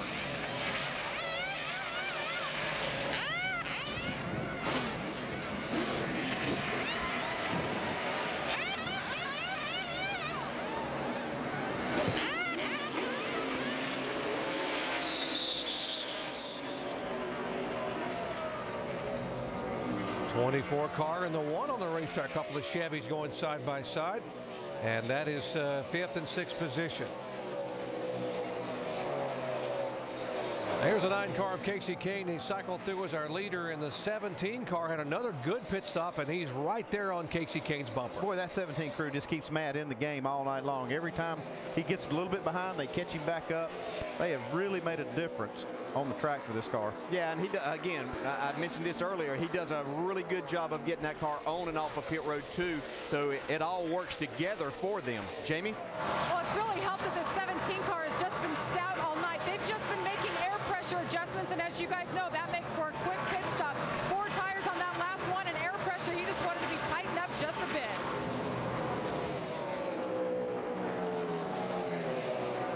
There's the progression for Matt Kenseth. You see how far back he was, and currently in 2nd position. It has been 14 races since a Ford has won here at Lowe's Motor Speedway. You have to go back to 2002, and Mark Martin was the last one to win in a Ford. And Matt Kenseth trying to change that up tonight. Had a couple of speeders on that round of green flag stops. Terry Labonte and Robbie Gordon. Pretty good battle here. Jeff Burton, a 3-time Charlotte winner. Joey Logano, the rookie, battling for 8th spot. A really solid run for both of these guys. A nice comeback for Joey Logano. As we mentioned earlier, he had to fight his way from deep in the pack after that problem on pit road early. Nice to see Jeff Burton running a lot better. It's been a real struggle for him in days when they've had a pretty decent car. The double file restarts haven't been his friend. Jeff Burton's last win came in this race a year ago, so it's been an entire year since he's been to victory lane. Hard to believe, as good as Jeff Burton is as a driver in this RCR team, that it's been that long, but they're getting better and better, and probably one of the best runs he has had in about 2 months here tonight. Casey Kahne, our leader. 252 laps are in the books. Jimmy Johnson running 3rd right now, the champion. Matt Kenseth 2nd, and Casey Kahne is 1st. Back after this message and a word from our ABC station.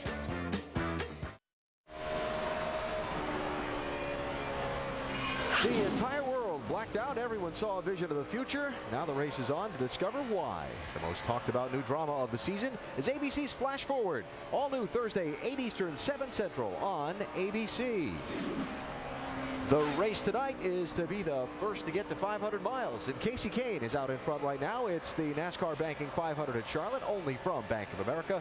After the pit stops, Kahne has quickly opened up a 2.4-second lead on 2nd place Matt Kenseth. Surprising considering he had his hands full when he left pit road on his stop. Listen. I lost the ignition box getting up to speed. I had to switch it over. That's why it took me so long. That's a good job coming off pit road if you had all that going on. I tell you, that's a heck of a job doing that right now, switching that baby over. And boy, did he get lucky. And boy, I bet he's glad they got 2 systems in that car right now to keep him going, because he's doing one of the best jobs out there of anybody as far as keeping up with the track and keeping this thing up front. Yeah, you mentioned that earlier, Rusty. You kept saying about 50 laps ago while we were sitting here talking about Mark Martin and his guys keep trying to keep up with the racetrack all night long. They hadn't done a very good job of it. And then you heard him come across the radio and say earlier, Mark needs to, we need to do a better job going forward of getting back up with the racetrack. Casey Kahne's done a great job, just like you said, and he looks like the car to beat as we go into 70 with about 73 laps to go. Brad, I tell you, I've been looking at all the times out here right now. I guess I'm really surprised about the top 15 cars are running so close to the same speed around this racetrack. It just goes to prove that track position is so important, because a lot of guys are doing a good job keeping up with this track right now, and it's obvious they got to do that because it's getting colder and colder, like I said. Yeah. Some of our themes of the night: adjusting the chassis to keep up with the cold temperatures and the changing track conditions, and the money stop. Still to come, the strategy and not making a mistake on that final pit stop that is still well ahead. Let's check out some of those speeds you were talking about, Rusty. Yeah, let's take a look at this. I mean, it's just 177 miles an hour. Yeah, take a look at 177, 175, 176, 176, 170. See, they're so close, it's unreal. There's not big changes like we're accustomed to seeing. This new car that NASCAR's got is just so close that the speeds are just not way apart. How about Joey Logano? Fastest speed on that lap. Remember, early in the race, overshot his pit, went all the way to the back of the line. Greg Zipadelli came on the radio, told him, you're going to have to race your butt off now. Does getting back up into the top 10 qualify as racing your butt off? I do think that quantifies itself as racing your rear end off. There you go.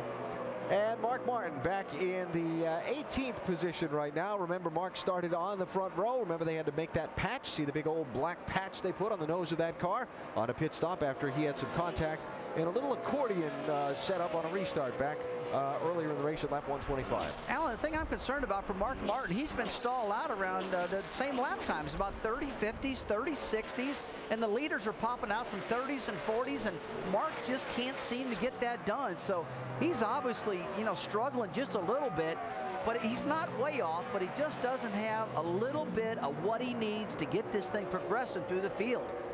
We have just about 100 miles to go. In another 3 laps, we'll be at the 400-mile mark. Plenty of racing to go. And again, that money pit stop. How are these final 70 laps going to unfold? We're coming back to Charlotte in just a minute. Kasey Kahne right there is your leader. ESPN's coverage of the NASCAR Sprint Cup Series on ABC. Brought to you by Bank of America. If you're a NASCAR fan, get NASCAR banking only from Bank of America. Transformers Revenge of the Fallen. Who will win today's race, Optimus Prime or Megatron? Text Transformers to 43776 to vote. And Ford. See why Ford Racing's top drivers love the all-new Taurus from Ford. We're at lap 270 of the Banking 500 at Charlotte, only from Bank of America. Just 64 laps to go, and Kasey Kahne has pulled to a 4.9-second lead over the second place car, which now is Jimmie Johnson. Jimmie has gone by Matt Kenseth to take the second spot away. And we'll show you how that happened. There's Jimmie right now in second position. We'll show you how that happened just a moment ago.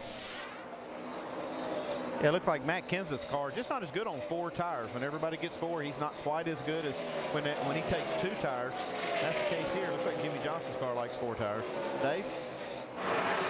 Okay, Andy, your quiz this week is really easy. Why do you make changes to your race car? Make it go faster, man. There you go, buddy. That is absolutely correct. Remember, he said he had no security on the exit of the corner. They made that air pressure adjustment. Jimmie radioed in just a few laps back, said, that's a lot better. I can really feel the car on the exit of the corner. And we know what that means. He can put the power down, and that's why he's making passes.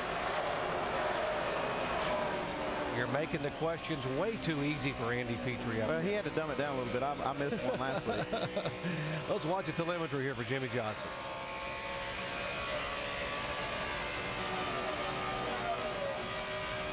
Wow, 9,200 RPMs and over 192 miles an hour. And see, using a little bit of brake, trying to get back to that throttle that he was talking about. Trying to get back to it hard and as soon as he possibly can. Right here at the fastest part of the racetrack, about 196 miles an hour off into turn 1. Let's check the speeds when they come by this time, that start-finish line. And we showed you last time as the leaders came by, it was Joey Logano who was setting sail. By the way, when we checked on Logano the last time, he was 10th, and now he's up to the 7th spot. This might be a little skewed this time because you can see Kasey Kahne was caught up in some traffic there. Johnson quicker than Kahne. Let's go back to the 7th place car. Logano was the quickest car before, and he's now gained 3 more positions. Not this time, a little traffic there. Jeff Burton. Yeah, there we go. I love these speeds at the line. Brad Keselowski there in the 11th spot, doing a nice job tonight. We're talking about they got to make one more pit stop, and it will be the money stop because they were about, Andy, they're about 4 or 5 laps out of their window now. They should be able to make it, I guess, from now on. In the history of this race, there has been a caution flag in every single chase race thus far here in the final 40 laps. Yeah, and I wouldn't be surprised to see that happen again tonight. Like I say, if it comes out now, everybody can make it to the end or very close to it. 59 laps, it might be a stretch for a few of them, but we're definitely moving inside of that fuel window. Now, Kasey Kahne is our leader in the 9 car right now. Now, we're going to award this move to Kasey Kahne as Gillette in the clutch moment. Listen in. Kasey coming off of pit road. Listen to what he had to do.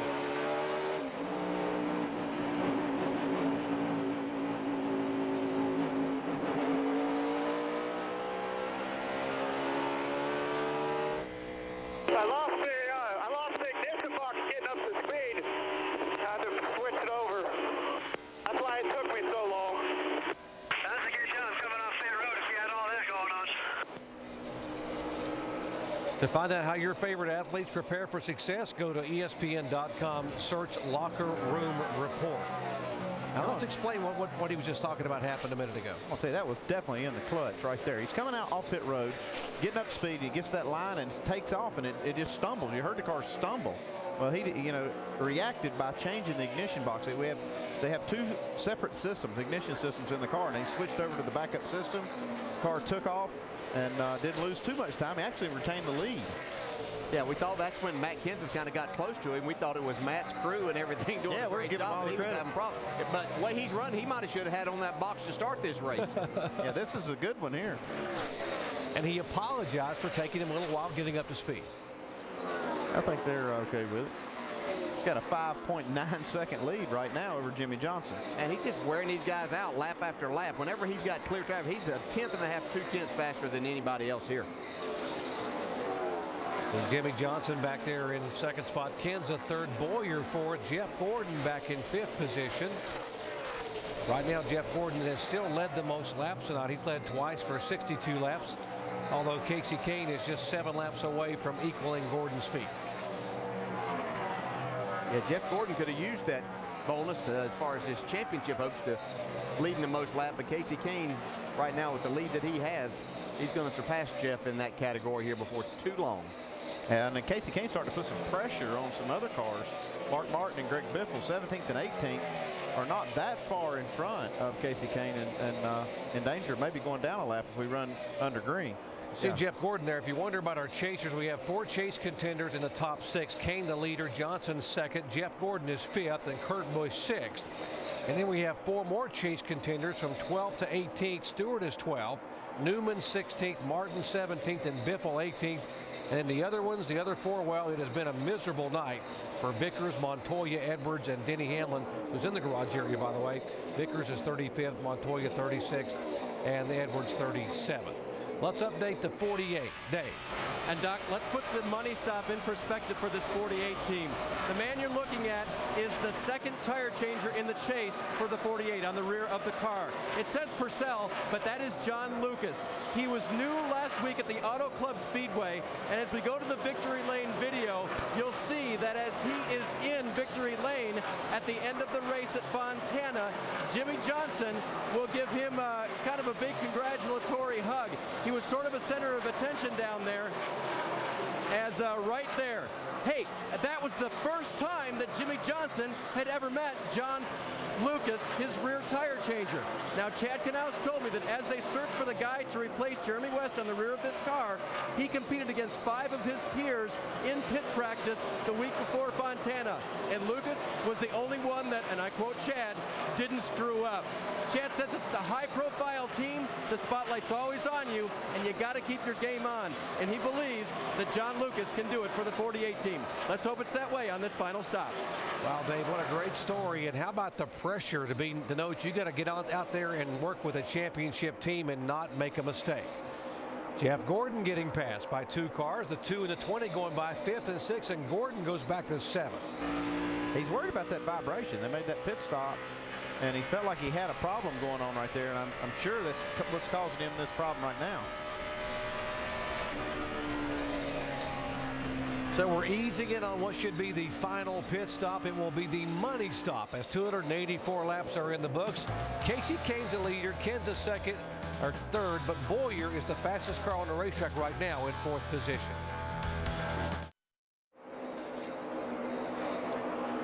Great racing here at the Banking 500 at Charlotte, only from Bank of America. Whoa!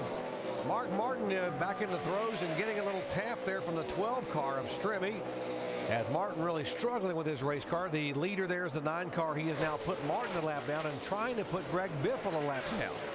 Yeah, Greg Biffle's been fighting really, really hard on the outside trying to keep Kasey Kahne behind him. Looked like Biffle found something, though, because he got going pretty good and passed Mark Martin. Both of these cars did. I think Casey's patience are running a little thin now, though. He finally gets Biffle cleared. Or does he? Or does he? Biffle makes that run. That was kind of the line that Casey's been running to put all of these people a lap down. Max Pappas, the 13 car, and that caution flag. Wow, that's right there. Might have been a bad break for Mark Martin because he just cleared Greg Biffle, who will get the free pass instead of Mark Martin getting it. Another 5 seconds and Biffle would have stayed there and Martin would have got the free pass. Both these guys would have stayed on the lead lap. Well, they should be able to go from here on fuel. So this, if we were to go green, is the money stop here.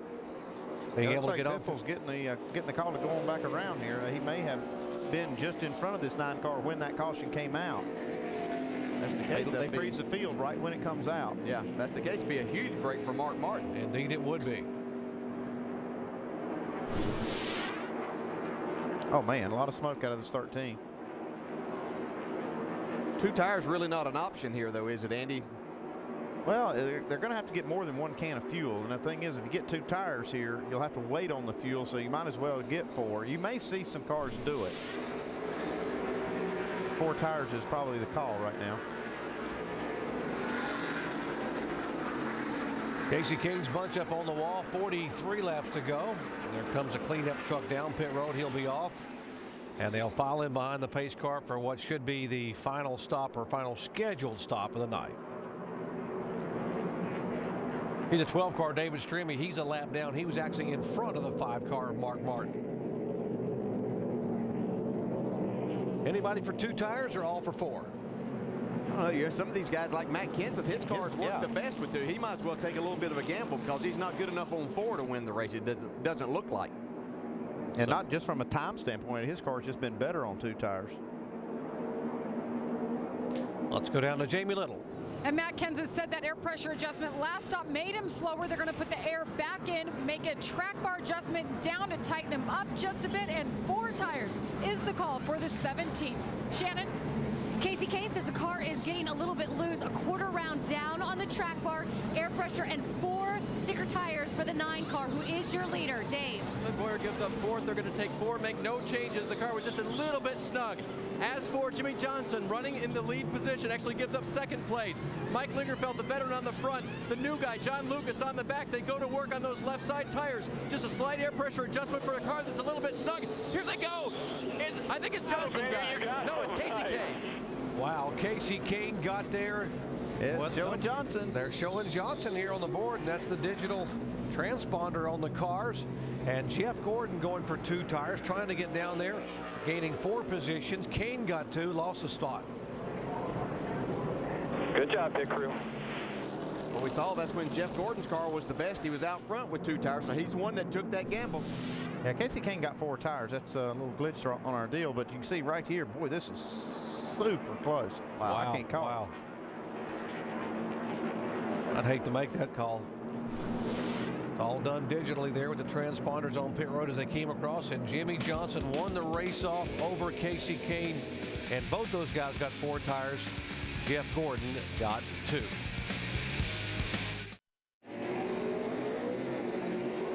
Still under caution for the 7th time tonight. This 13 car, Max Pappas, having an engine issue. The lucky dog, by the way, going to the 12 car of David Strimmy. He was the first car lap down.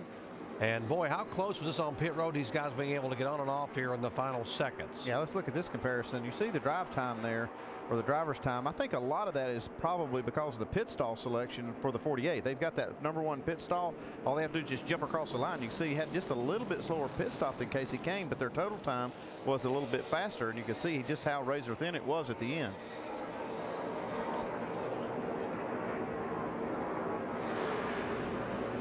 Crew watching the pit stop there, realizing that they were a little slower, but as you said, Jimmy put it in gear and just hammered the throttle.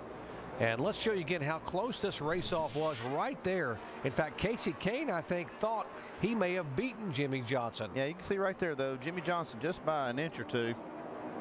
Listen to Casey's radio. They're saying 48, then the 9. Yeah, I believe so. I mean, his line's right. I mean, it's almost a tie. That's close, but he got you barely. The crew confirming that 48 did indeed beat him off.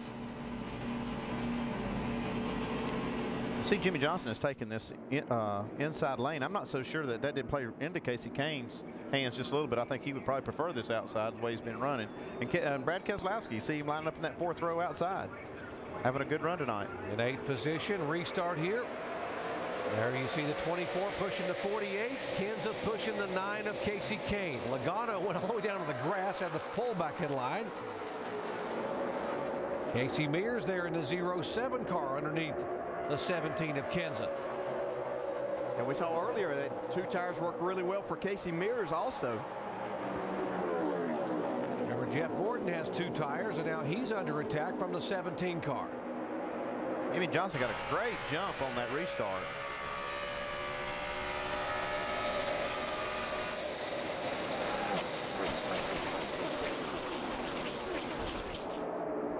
Side-by-side action here. Gordon up high. Kenseth on the inside. Behind him is Boyer. Casey Mears battling for position. That's 3rd, 4th, 5th, and 6th. Yeah, Jeff Gordon not wanting to give that spot up. He knows if he could just get a couple of laps, he feels like his car would be good enough to get up there and challenge. Oh, Matt Kenseth getting really loose right there. Well, did a heck of a job to keep his car from wallowing up into the 24. Yeah, the longer Jeff Gordon can stay up on that outside, the looser that's going to make that 17. Oh, the 25 car snatched a little loose there, right up in front of the 07. You can see how much that cost him with the 1 car, and here comes Logano to make it 3 wide going into turn 3. Don't know there's enough room, guys. Truex will stay in the middle or try to stay in the middle. Not so sure that's a wise move coming off 4. Now they will file back, double file. Keselowski gets a position, then Truex, and then Logano.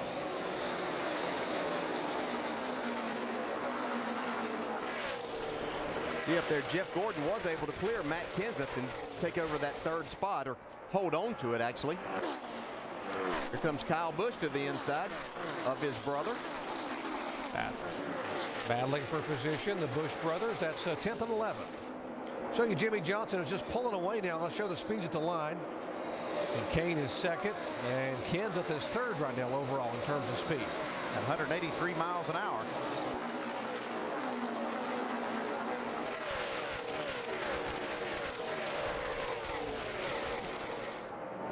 Tony Stewart back there.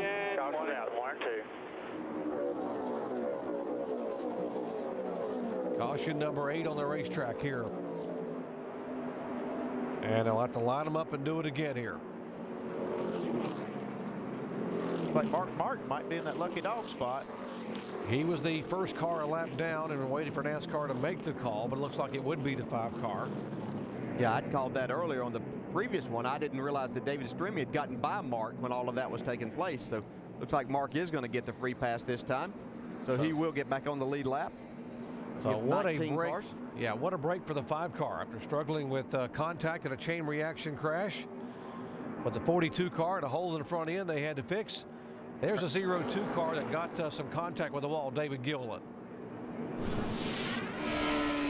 This is from Dale Earnhardt Jr.'s car. You see right there, Gilliland gets hard into the wall there, gets loose. Yeah, the one guy in the team not happy about this, as you can see. The 48 team, they had a nice little lead there after that restart. Yeah, you're sitting there thinking, man, if this thing just go green, and then bam, here comes the caution. This will be what they call a quickie yellow, and they designate these yellows for they want to be able to get back to green flag racing. There really isn't any debris on the racetrack. They've been told by their observers everything looks good. Yeah, and it also allows everybody can come down pit road at the same time. Whether you're laps down or lead lap cars, everybody can pit this first time by. Yeah, the reason they do that is to shorten up the cycle so they don't have to go through those 2 laps of making pit stops, and they can get this thing back under green. Let's they see the 24 car coming down on the racetrack right. Let's check in with his pits. And Steve Letard's the crew chief. He said, man, it's hurting already watching what's going on. He is tight right now. How will that benefit you guys on this restart? Well, we definitely need to be tight for the restarts, the first couple laps. You know, if it goes green, we're probably in trouble, but you know, we were going to come out of the pits 10th or 12th, and we don't have a good enough car to run back there, so we come to get all the points we can get, try to win us the race. We'll see what happens. All right, he doesn't think this thing's going green, Dave. It'll go green for the leader, Jimmy Johnson, and who got the lead on pit road. How about your boys getting it done there on the money stop? Yeah, they did a really good job. These guys have been doing a good job all day long, actually, and real proud of the way they've been working in the pits. We've been making some pretty significant adjustments. They've been holding pretty fast in here, so I'm really pleased with that. I think that, you know, real happy with the car. It's not as fast as what we would like it to be for sure, but Jimmy's doing a fantastic job out there, and it's good to see the Lowe Chevrolet out in front of Lowe's Motor Speedway here tonight. Driver's still going to have to wheel it. Shannon? Down here with Kenny Francis calling the shots for Kasey Kahne this close off of pit road. Kenny, I know you guys made a track bar adjustment. Do you think you made the right adjustments for these last 34 laps? Well, hopefully we got it pretty close. It was a little bit free there. You know, that last run, it was really fast, and yeah, that just shows you, that #1 pit stall where that timing line is. It's just so close. It's so important to get down there. But guys had a good stop. They've been doing a good job all night, and hopefully we can just race hard, and hopefully we can get him. We'll see. Kasey Kahne looking for his 4th win here at Charlotte, Doc. Just that close. We talk about it being a game of inches here, and all this speed and all these laps, and about 3 inches off of pit road. Yeah. Mark Martin goes around there, and if Chackenhouse wants to get Jimmy Johnson a faster car, I might come out of retirement and take that one. That one looks pretty good. Yeah, how much faster do you need to be? Remember, Mark Martin came on pit road and took those tires. And he is back on the lead lap, so a big break for one of the sentimental favorites here in this chase for the Sprint Cup. Well, he really needed this to get back. Maybe he can pass a few car and just keep the damage control here as far as how many points he's going to lose to Jimmy Johnson today, and keep himself right in there, because we still have a lot of racing to do in the upcoming events. Martinsville, Talladega coming up. Oh, what's going on here? Hey guys, it's double file restarts, not 4 wide, not 3 wide. They've been a little discussion, a little argument over who needs to go where. Argument over real estate. That wasn't good.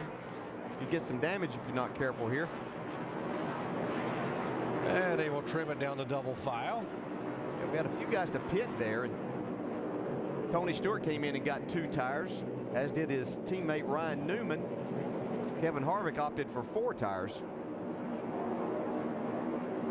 Okay, Kasey Kahne's going to have to get a lot better start here than he did the last time. He's going to have a shot at Jimmy Johnson. He's got a fast enough car to beat him. He's shown that tonight. He's going to have to get a better restart. He might need to get some more motor. He's going to keep up with that 48 on this restart. See if he does something a little different. See if the 24 car will push the 48 again. Jeff Gordon on the inside. Remember the 2 tires there. Here comes the 24. And another good start by Jimmy Johnson and Jeff Gordon, and Kasey Kahne. They're just pulling away from him. 99 car's got trouble smoking here on the front straightaway. It looks like something might be a transmission problem. And they will put it out right away because they're worried about fluid coming out from that 99 car. Well, this is going to give Kasey Kahne a chance to think about this a minute and see what he can do different. I don't think he can do anything. I think those Hendrick motors are just too strong on these restarts. You saw both the 24 and 48 just take off. Come up here and then turn.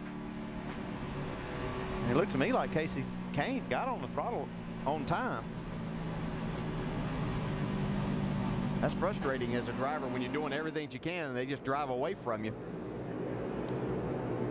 A trail of fluid coming out from under the 99 car, and that's why NASCAR quickly reacted with the caution flag. Didn't want these guys come roaring back by at 185 miles an hour into some slippery oil or transmission fluid. And talking about Kasey on these restarts, you might say, well, why can't he anticipate a little bit more? He's got a cagey guy down there on the inside too, and if he goes to try to anticipate too much and happens to beat Jimmy to the line, then he's in real trouble.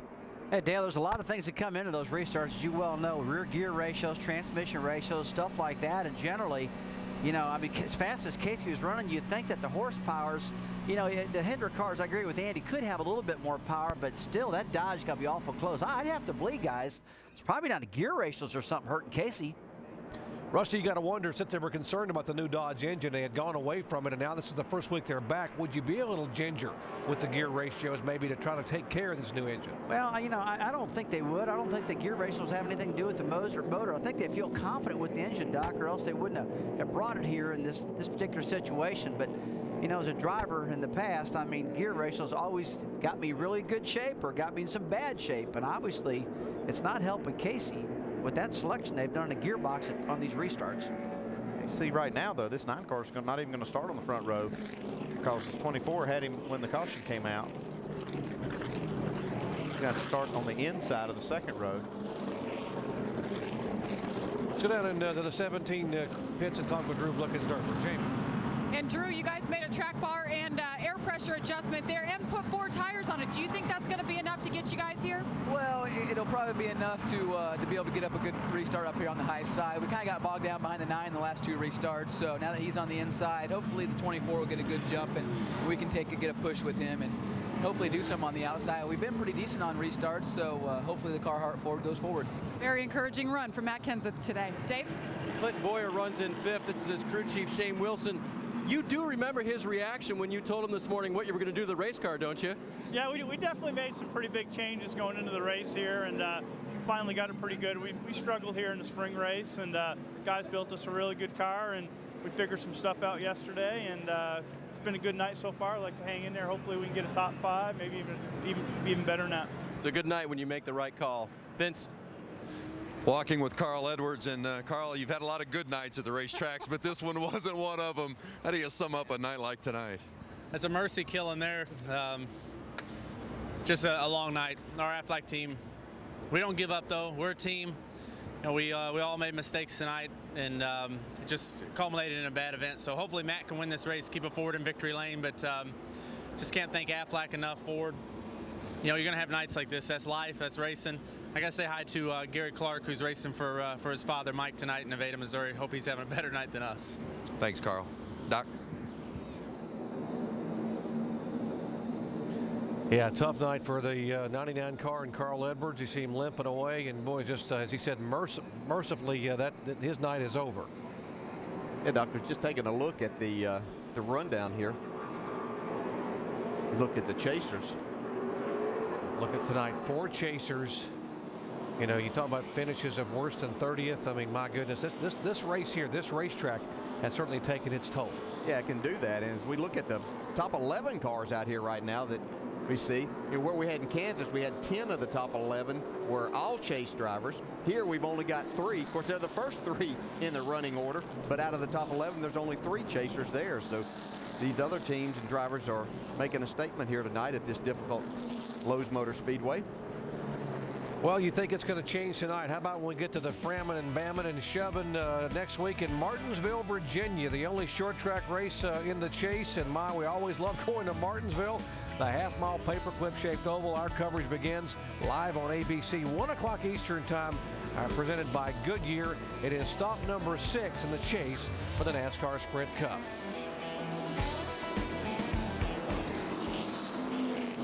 One lap to go when we come by, and we'll get back to green. There'll be 27 laps remaining here.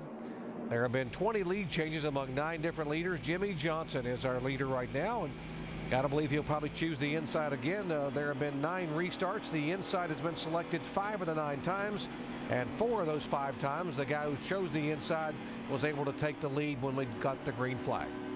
Yeah, we'll see. I'm sure Jimmy's going to take that inside. Casey Kahne, as Andy pointed out, is going to line up 3rd, so that puts him on the inside. Yeah, it could possibly help him a little bit there.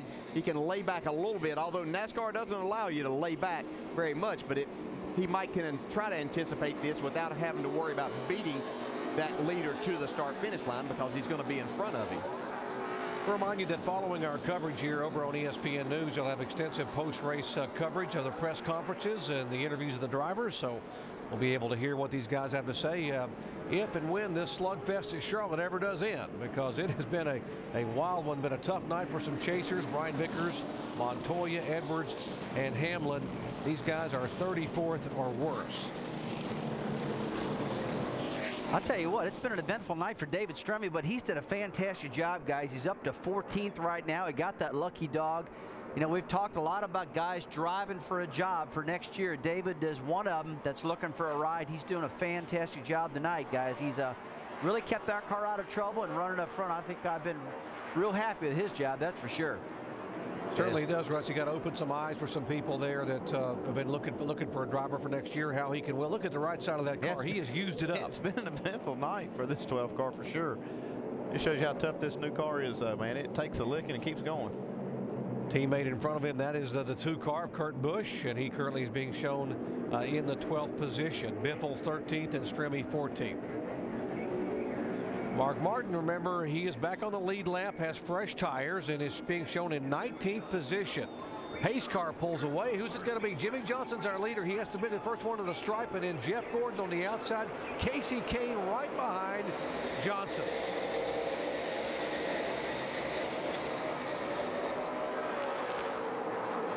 This would be Gordon's opportunity if he's going to try to make a run at his teammate. Look, he's got a Hendrick. He can't even keep up with Jimmy Johnson on the restart.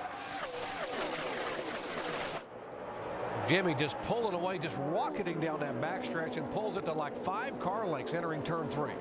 As we look right back here, 3 really impressive runs. You got Casey Mears right there, Joey Logano, Brad Keselowski. These guys have done a fantastic job all night. Couple of young guns side by side in the 20 car and 25 car. That's what you're talking about. And Kyle Busch behind him trying to find a way by. That is 7th, 8th, and 9th.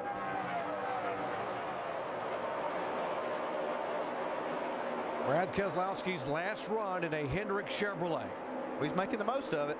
And he slides right up in front of Logano, almost into the concrete. Let's update Logano. Shannon. What a great run for Joey Logano tonight. I spoke with his crew chief, Greg Zipadelli, this morning before the race, and he told me, you know, whenever Joey comes back to a track for the second time, he puts so much pressure on himself to do better than he did the time before. It was a 9th place finish in May for Joey Logano, and so far he has got that beat tonight. The car has been great, and so has the driver. Certainly been impressive here tonight, and you look on the left side of your screen, you watch the battle here, the 2 car behind him, the 31. That is 11th, 12th position, 3rd position here now, the 17 and 9 cars battling. Yeah, Casey Kahne's car is now starting to come in, but Jimmy Johnson ran a 28.87 2 laps ago, and the last lap 28.95, 3 wide. And here Getting comes ready to be 4 wide. Tony to the bottom this can't of the work, racetrack. guys. 4 wide. Keep coming, keep coming. And Ryan Newman backs out a little bit to give some room there. Tony goes by. Stremme not wanting to back out. He's driving to get a job next year. Holy cow, look at Stremme. Now goes Biffle. And Biffle trying to keep it down on the traffic up across. Hold her back straight. Nothing coming at you. Still nothing coming at you. Hit the grass. Wait. I heard somebody say that wasn't going to work. Oh, get the water flow. Be grass in the grill. Don't look like we had any contact. Come back, Joel. What do you see? What a recipe for disaster. How in the world did they do all that? How did he not get any damage from that? My gosh, he never quit driving it. He didn't, man. He never quit, never give up on it. If I was Ryan Newman, though, going back to that, going into turn 3, there, I might have to have a talk with the boss and say, look, man, don't put me in that position anymore. Come on, dude, man. 4 wide, getting into 3. There's what's left of Biffle's traverse to the grass there across the racetrack, and he just kept turning. We probably wore the bearings out in the steering wheel. Yeah. Do we have a shot of Chad Knaus, though, as he jumped off the pit box yet after they got another big lead and another caution there? Let's see where this all started. I think it started getting into turn 3. Watch the right side. Actually down the back stretch, and now here comes Stewart. Making it 4 big wide. Run, man. Okay, now they're still racing off the corner. Biffle's just not going to let up. Yeah, this is going to be Stremme getting into the wall and then into Biffle a little bit right here. Well, no, actually, Brian Newman came up there. Biffle was trying to dodge the 12. He thought the 12 was going to come off. Now watch Biffle turning his steering wheel. Tires are right, tires are left, and tires are straight. See, just a nudge from Ryan Newman. The 12 came off the wall, and Biffle was trying to give him a little bit of room, not realizing that Ryan Newman had already got the right front fender up there just underneath him. But you got to expect something's going to happen in this type of situation. Nice move for Stewart, though. He just drives away from the scene of the wreck. Watch here, Strimmy gets in. See Biffle trying to turn away just a little bit. Just a slight nudge from Ryan Newman. That could have been a huge disaster. Mike Bliss going flying through the grass. Yeah. And now I'll show you how it really happened full speed. Wow.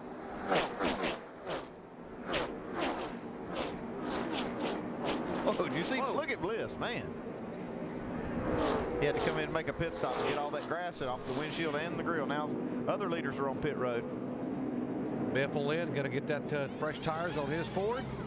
Actually, the leaders stayed out. These are cars that are back in the field. Jamie? Those boys are mowing the grass, and despite all that, you can see the splitter is intact, looks good. The brackets look good. They're going to wipe off the grill. You see it there. 4 tires for Biffle. The team not happy with the 12 car, obviously, but amazing. There's no damage on this car. You see him checking all the brackets. He's good to go. Thumbs up. Greg Biffle. Right rear damage, they're saying right there. But he's all right. He's going to stay out, guys. Very minimal damage on that car. You see a little bit of a crinkle, but otherwise, considering the circuit he went just a moment ago, getting tapped there from behind by Newman, and no one was letting up there. Neither he nor Strimmy, Strimmy bounces it off the wall. There's the 12 car, David Strimmy, and we're being shown in the top 15. Now back in 18th spot. We're down to 20 laps to go, though, and there's 20 cars on the lead lap, so it was costly for Biffle to have to come down here and make that stop, get involved in this wreck. It's going to put him behind on this start. Well, let's see if I think that this is not obviously the first time that David Strimmy has bounced it off the wall. He's gotten it pretty tapered down now. Yeah, it didn't look like it hurt it any more than it was.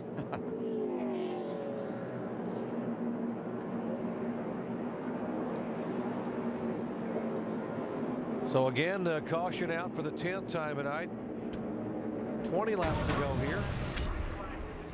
And here's the latest incident involving the 16 of Biffle. He gets a little tap after getting nudged over by Strimmy. Took the wild ride, the spin. And last week at California, again, a victor. Really minding his own business. Yeah, he's just wrong place at the wrong time. Sometimes it goes like that for you. It's been quite a bit on the front straightaway grass the last couple of weeks, but he'll move back up in position. He's moving past all the lap cars and moving up in his proper spot. Last car on the lead lap in 20th position, and guess where? He's right behind Strimmy. See if I have better luck this time. Jimmy Johnson's going to try to do it again. Lee Johnson,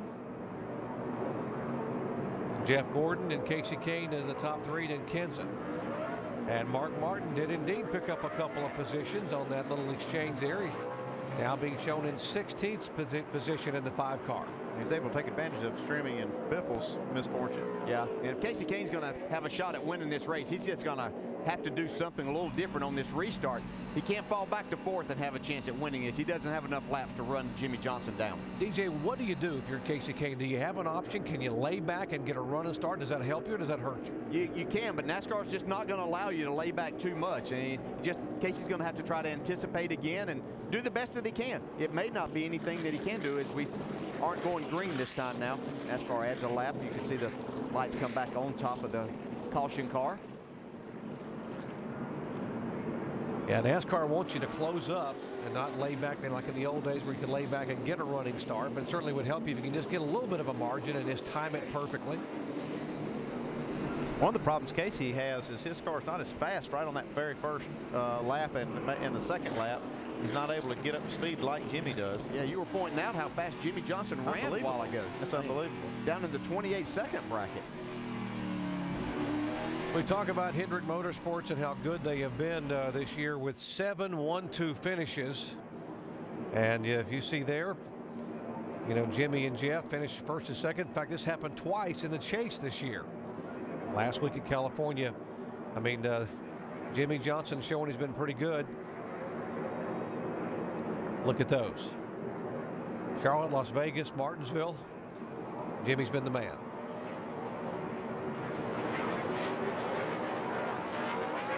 Folks, in the 5-year history of the chase, the winner of this race at Charlotte has never gone on to win the championship.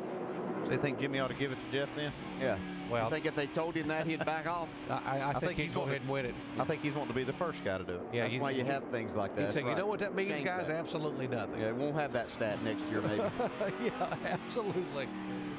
Inside of 20 laps to go, and Jimmy Johnson trying to do something he hasn't done in a while. He's led the most laps in this race here the last 2 years, but he hasn't won it. In fact, only once in the last 5 years is the guy who led the most laps won the race. We'll see if he can change that one as well. Restart here. It'll be 17 to go. See Jeff trying to hang with him. If he can get on that quarter panel a little bit and hold Jimmy back, he might be able to get a run down the back straightaway. He's got him. He's on the outside. He's going to be able to hold him down there. And got to here run. he comes. Can he stay there, though? Jimmy Johnson in the middle groove. Jeff driving. Whoa, whoa, whoa. Watch out. Don't wreck each other, guys. Here we go. Boy, Jeff's got an advantage off the corner. Here comes Casey Kahne. So is Kenseth back there. Here comes Jimmy Johnson on the inside, but Gordon's going to hang there.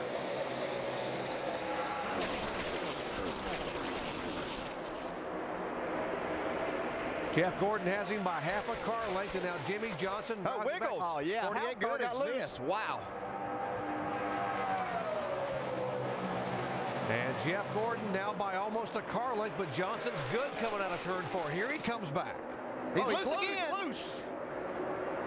Does a good job to save it.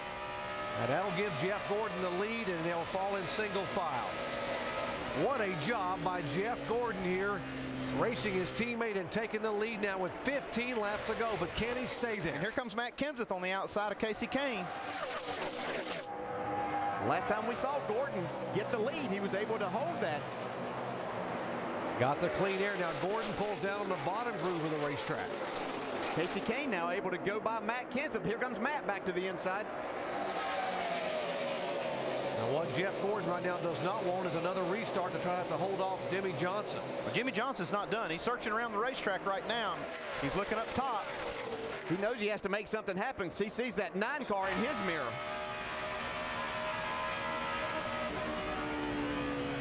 Here comes Casey Kahne now digging on the bottom behind Jimmy Johnson. Jimmy's got to run, though. Jimmy comes down across the racetrack, and he will run door to door.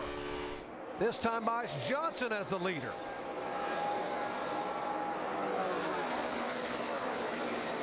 Gordon has him by a car length in turn 1. And look at the 9 car way up high. Casey Kahne is trying to reel both of them in.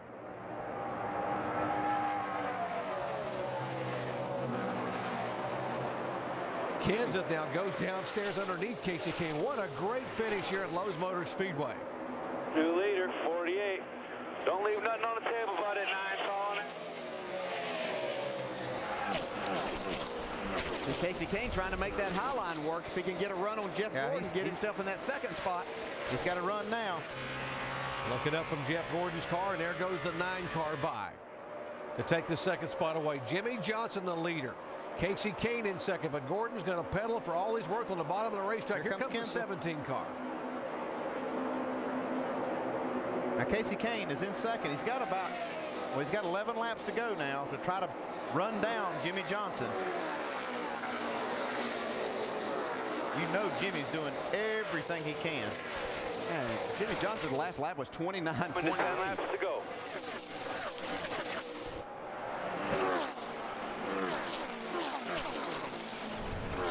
It'll be 10 to go next time by for Jimmy Johnson. No driver has ever won 3 of the first 5 races in the chase. Jimmy Johnson is 10 laps away from being the first to ever do it. Yeah, he was 3/10 faster than Casey Kahne that lap.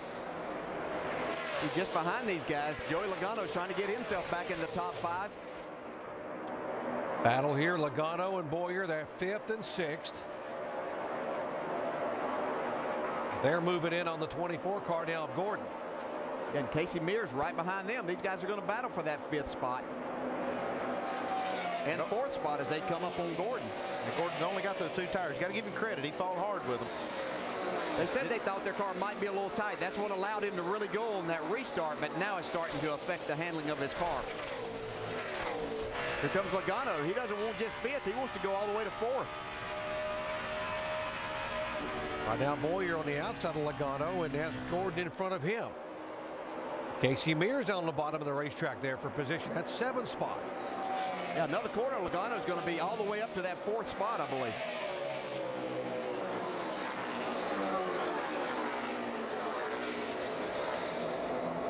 Well, great racing here in the final laps at Charlotte. Jeff Gordon somehow able to pull now back away from these guys by a few car lengths. There's Jimmy Johnson, the leader, Kahne and Kenseth.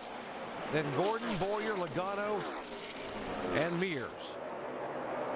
Boyer right up against the wall.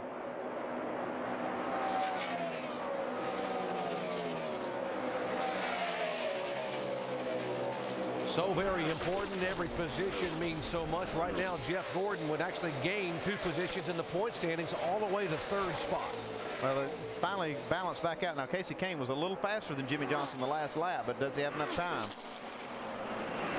He was only about 400ths faster there, and he's got his hands full with Matt Kenseth, who's wanting that 2nd spot up there.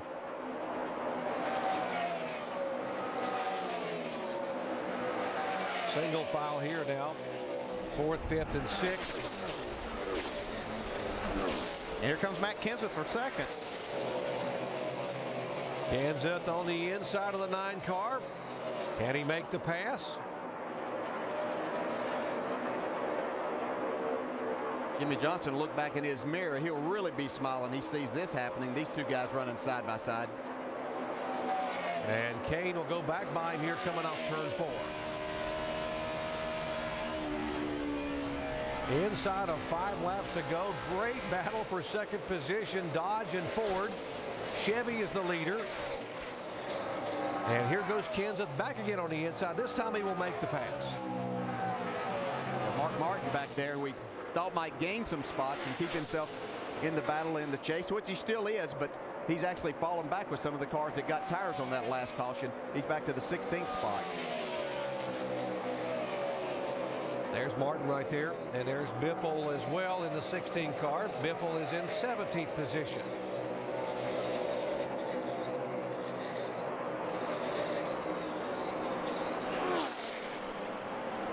So 4 laps to go. You got 3 chasers in the top 4 positions. Jimmy Johnson, the leader. Kenseth 2nd. Then Kahne and Gordon 3rd and 4th. Logano is 5th. And how good is Jimmy Johnson just pulling away as these guys here are battling for the 2nd spot.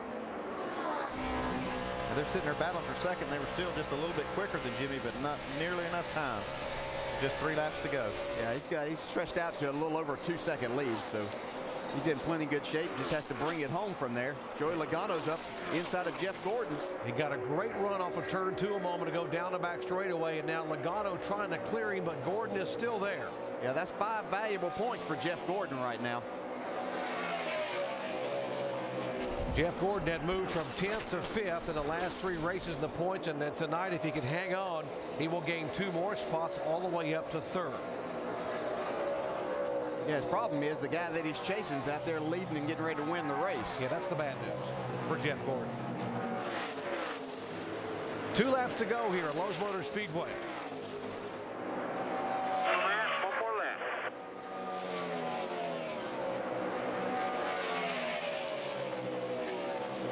Final lap for Jimmy Johnson. The racetrack's name, the sponsor's name, one and the same for Jimmy Johnson, a 5-time winner thus far in 2009. We mentioned no driver has ever won 3 of the first 5 chase races, but the guy who is chasing history in NASCAR has done it tonight at Lowe's Motor Speedway. Jimmy Johnson gets the win. And Gordon wins this battle for 4th. Martin in trying to get a position. Biffle will take that spot. Can he hold off Harvick? Yeah, he will hold off Kevin Harvick, and Martin will finish back in 17th. Biffle is 16th. Awesome job, dude. We just completed the biggest goal of my life, just so you know.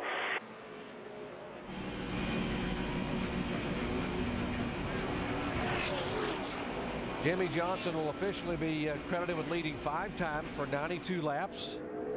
Picks up his 6th win here at Lowe's Motor Speedway and the first victory here since the fall of 2005. Let's go down to Vince. Chad, what a great battle you had there on that after that restart with Jeff Gordon, but how up on the wheel was Jimmy to finish him off? He wanted this one pretty badly, I think, as everybody could see. Just what a fantastic effort by Jimmy and everybody on this team. The car wasn't where it needed to be, and we had to work on it. We made a lot of adjustments. The picker did a great job working on the car. I mean, we ran some lap times at the end of that race. I didn't. I mean, that's what we were qualifying. People qualified at 28.80s, and that's what we ran a couple laps at there. Just absolutely fantastic effort. I couldn't be proud of everybody. And, you know, I hated it's the last race here at Lowe's Motor Speedway, but at least Lowe Chevrolet was able to get it. How significant is it to take the lead last week with the win at California and then to back it up with another win here today and put a little more distance? Mark had a tough night tonight.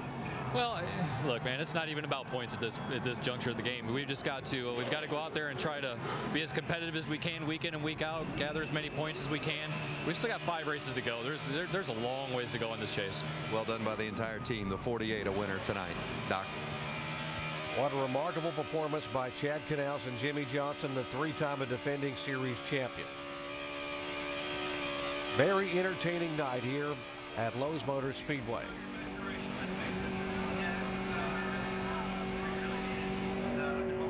Don't forget, folks, to watch Desperate Housewives, all new tomorrow at 9 Eastern, 8 Central. Remind you, we've still got races to go, 5 to go here in the chase for the NASCAR Sprint Cup. Next week we head to Martinsville Speedway, Martinsville, Virginia. Then what some of the drivers call the lottery, Talladega Super Speedway, Texas, Phoenix, and we'll wrap it up with a championship weekend at Homestead Miami Speedway, all airing live right here on ABC. Jeff Gordon comes over, gives a big handshake and a smile. Let's go down and visit with Jeff Gordon. Well, Jeff Gordon and his crew chief just talking it over. It was all smiles, and heard you guys on the radio very happy. 10th to 3rd in the last 4 races in the points, but I know that win is still eluding you guys. How badly is it disappointing that you haven't been able to get that win yet? Well, you know, all you really want to do is get maximum points and finish ahead of the guys you're racing in the points. And, you know, other than Jimmy, we're doing that. So, you know, those guys are on an incredible roll. But I'm really excited about the effort that this team has put out these, you know, last 3 weeks especially. But through the whole chase, you know, we just never quit fighting.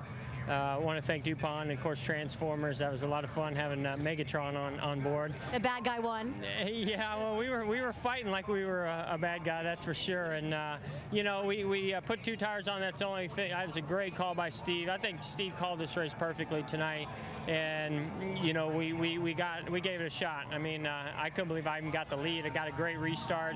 Was able to get by Jimmy when he got loose, and we were racing really hard. And you know, I knew it was just a matter of time for my 2 tires to give up, and it did. But we fought hard there with Joey Logano too. That was a lot of fun for 4th. Well, we'll see you next week in Martinsville. Congratulations, Vince. With Matt Kenseth, who finishes 2nd tonight, his best finish since winning at Auto Club Speedway a long time ago, 2nd race of the season. How good did it feel to be back up front tonight? It feels really good for us to run up front with our Carhartt Ford. It's been a while, really, since we've been very competitive. Dover ran pretty well. But it feels really good. It's really good for this whole team. It's really good for me, actually, too, and, you know, build our confidence a little bit. It seems like we're starting to gain an understanding of this car a little bit more on at least the 1.5 miles and the bank tracks. It seems like we're starting to get closer to getting it. So tonight was a good, solid night for us all. Very strong showing from the 17. Jamie? And Juan Pablo brings it home, 35th tonight. Take us through the restart from your perspective, Juan. What happened?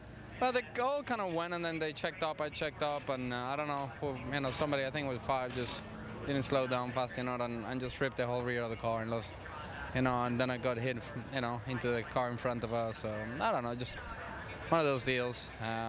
Just, you know, it's weird. It was a lot of, actually quite a bit of things in the racetrack you could see, and the caution never came out. I think they got criticized last week supposedly for not throwing caution. I think they went too far this week, but you know, it's what it is. You know, whether you like it or not, you know, they're in charge, not you, so it's okay. Thank you, Juan. He loses 3 positions, and it's his worst finish of the year. Doc? Next up for Jimmy Johnson is the Transformers victory lane, and right now Jimmy Johnson is transforming the NASCAR record book.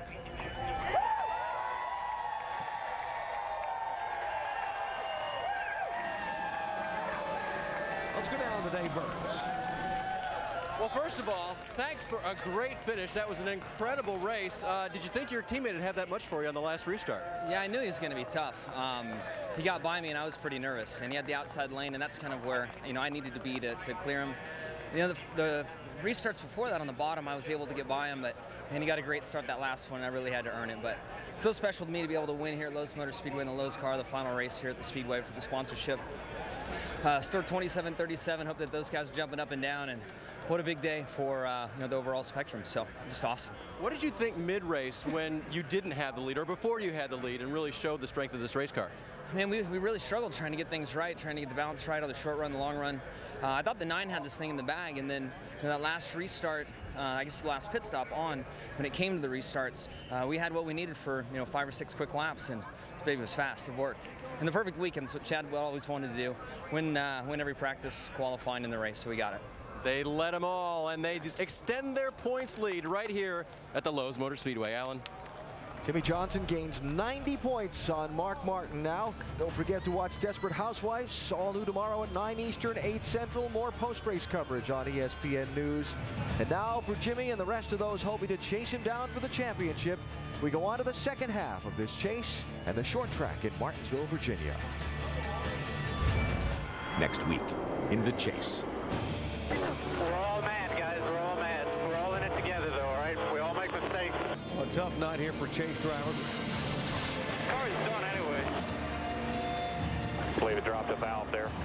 You may be seeing his championship hopes pouring down the drain here. You got to be kidding me!